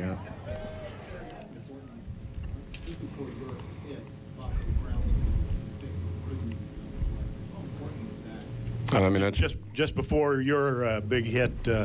They failed to turn a double play on a ground ball. How important was that?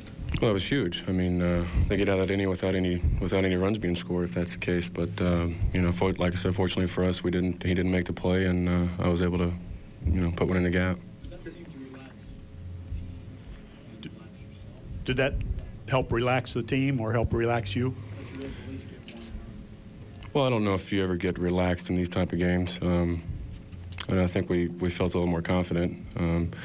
You know, the guys came out and we had opportunities all day long to score runs, and you know, in a situation it didn't look like we were going to be able to score some runs. I came up and got a hit and got us the lead. So you know, it was a big inning for us, a big hit. But I think the most important inning for me today was after we had bases loaded the first time, I was able to go out the next inning and go in 1, 2, 3 and get them out in order and give our hitters a chance to come back in and do it again. Try to take matters in your own pretty good. Is there anything in your mind that when the team is struggling to score, take the things in your own hands? No, I mean, I'm a pitcher. My job is to pitch, but in the National League, you know, pitchers sometimes handle the bat, keeps you in the game longer, get a bunt down, or if you're able to swing the bat, then the manager will stick with you a little bit longer. But no, I wasn't trying to do anything special there.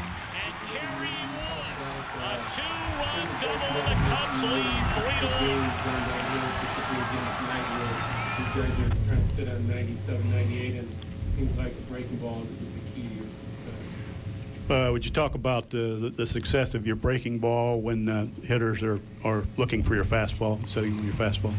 Well, I think that's all set up by getting ahead of guys and throwing your fastball for strikes, and I did a little bit of that today. And my slider's been a pitch that's been there for me all year long, and it's got me out of a lot of jams. You know, and tonight it almost kind of got me into a jam throwing the 3-2 slider to when Sheffield was on deck. Knew that kind of going in, but you know, I talked to Baker right after I threw the pitch. I said, I know that really wasn't the smartest pitch to throw, but I was willing to take my chances with it, and I'll take the blame for it. But fortunately, you know, Rim came in and did a great job, and Farnsworth came in and got us out of the inning. A couple more for Kerry. Have you made a backhand stab like that before in your career? I'm sorry, what was that? Have you made a backhand stab like that one you made? We made a backhand stab like the fielding play? I've made a couple of them in the minor leagues. I haven't made any of them in the big leagues. Barry, talk about the groove you're in right now, coming off the performance in Cincinnati. Tonight, you give up 2 hits, and you know, you just really, the third straight double-digit strikeout game, I believe you've had. Talk about the groove you're in right now, following the game in Cincinnati and then tonight. Well, I felt like I finished the season pretty strong my last 5 or 6 starts. So, you know, I've had confidence for a while, and I just, you know, been feeding off of it. Everything feels good now. Mechanics feel good, and I really like the way the ball's coming out of my hand, and really just sticking with it and going after guys. You know, you never know how people are going to react in these situations, but you looked emotionally and physically. Kerry Wood talking to the media in the media center just 15 or 20 yards away from us. And the thing about Kerry Wood, He's been on now for the last 6 starts, gave up 4 earned runs in his last 43 innings. He has got it going, ERA of .084 during that stretch, an amazing stretch. Very good. We'll be right back with more live interviews, including Eric Karros, who sat down right next to us, when we continue our live coverage here at Turner Field. The Cubs win. We'll be right back.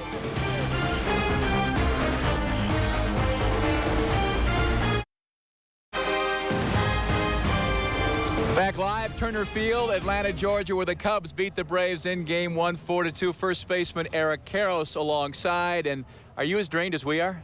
That was an exciting game. I'll tell you, it had everything. And, you know, we got that lead 4-1, and it looked like, hey, with Woody out there, things were going to go well for us.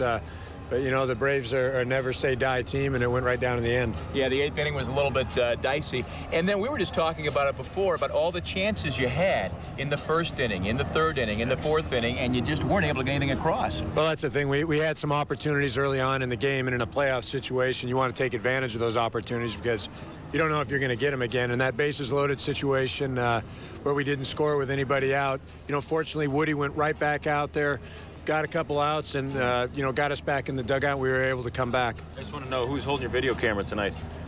Yeah, I got some footage right afterwards. Yeah, I got some stuff. Just as long as I can have the exclusive on that one later on. For those of you who don't know, Eric Karros has been what, all year long working with the handheld? No. Just since September 1st. Started going about 5 minutes each day, and just getting some footage, and you know, things have been going pretty well. I got some good stuff on there, and hopefully I'll continue to keep filming for a few more weeks. Well, you're kind of a Hollywood guy anyway, the LA thing, so what the heck, right? Behind the camera. You know, you look better here in Chicago, though, I'll tell you. Yeah. Hey, Corey was talking about early on, when you guys were starting to rev things up, you guys look a lot sharper than the Braves, period. I have no idea if this is true or not, but with the momentum you guys have had steaming in to this series, the Braves have had this thing in the bag to get here for a month now, and their September was relatively weak.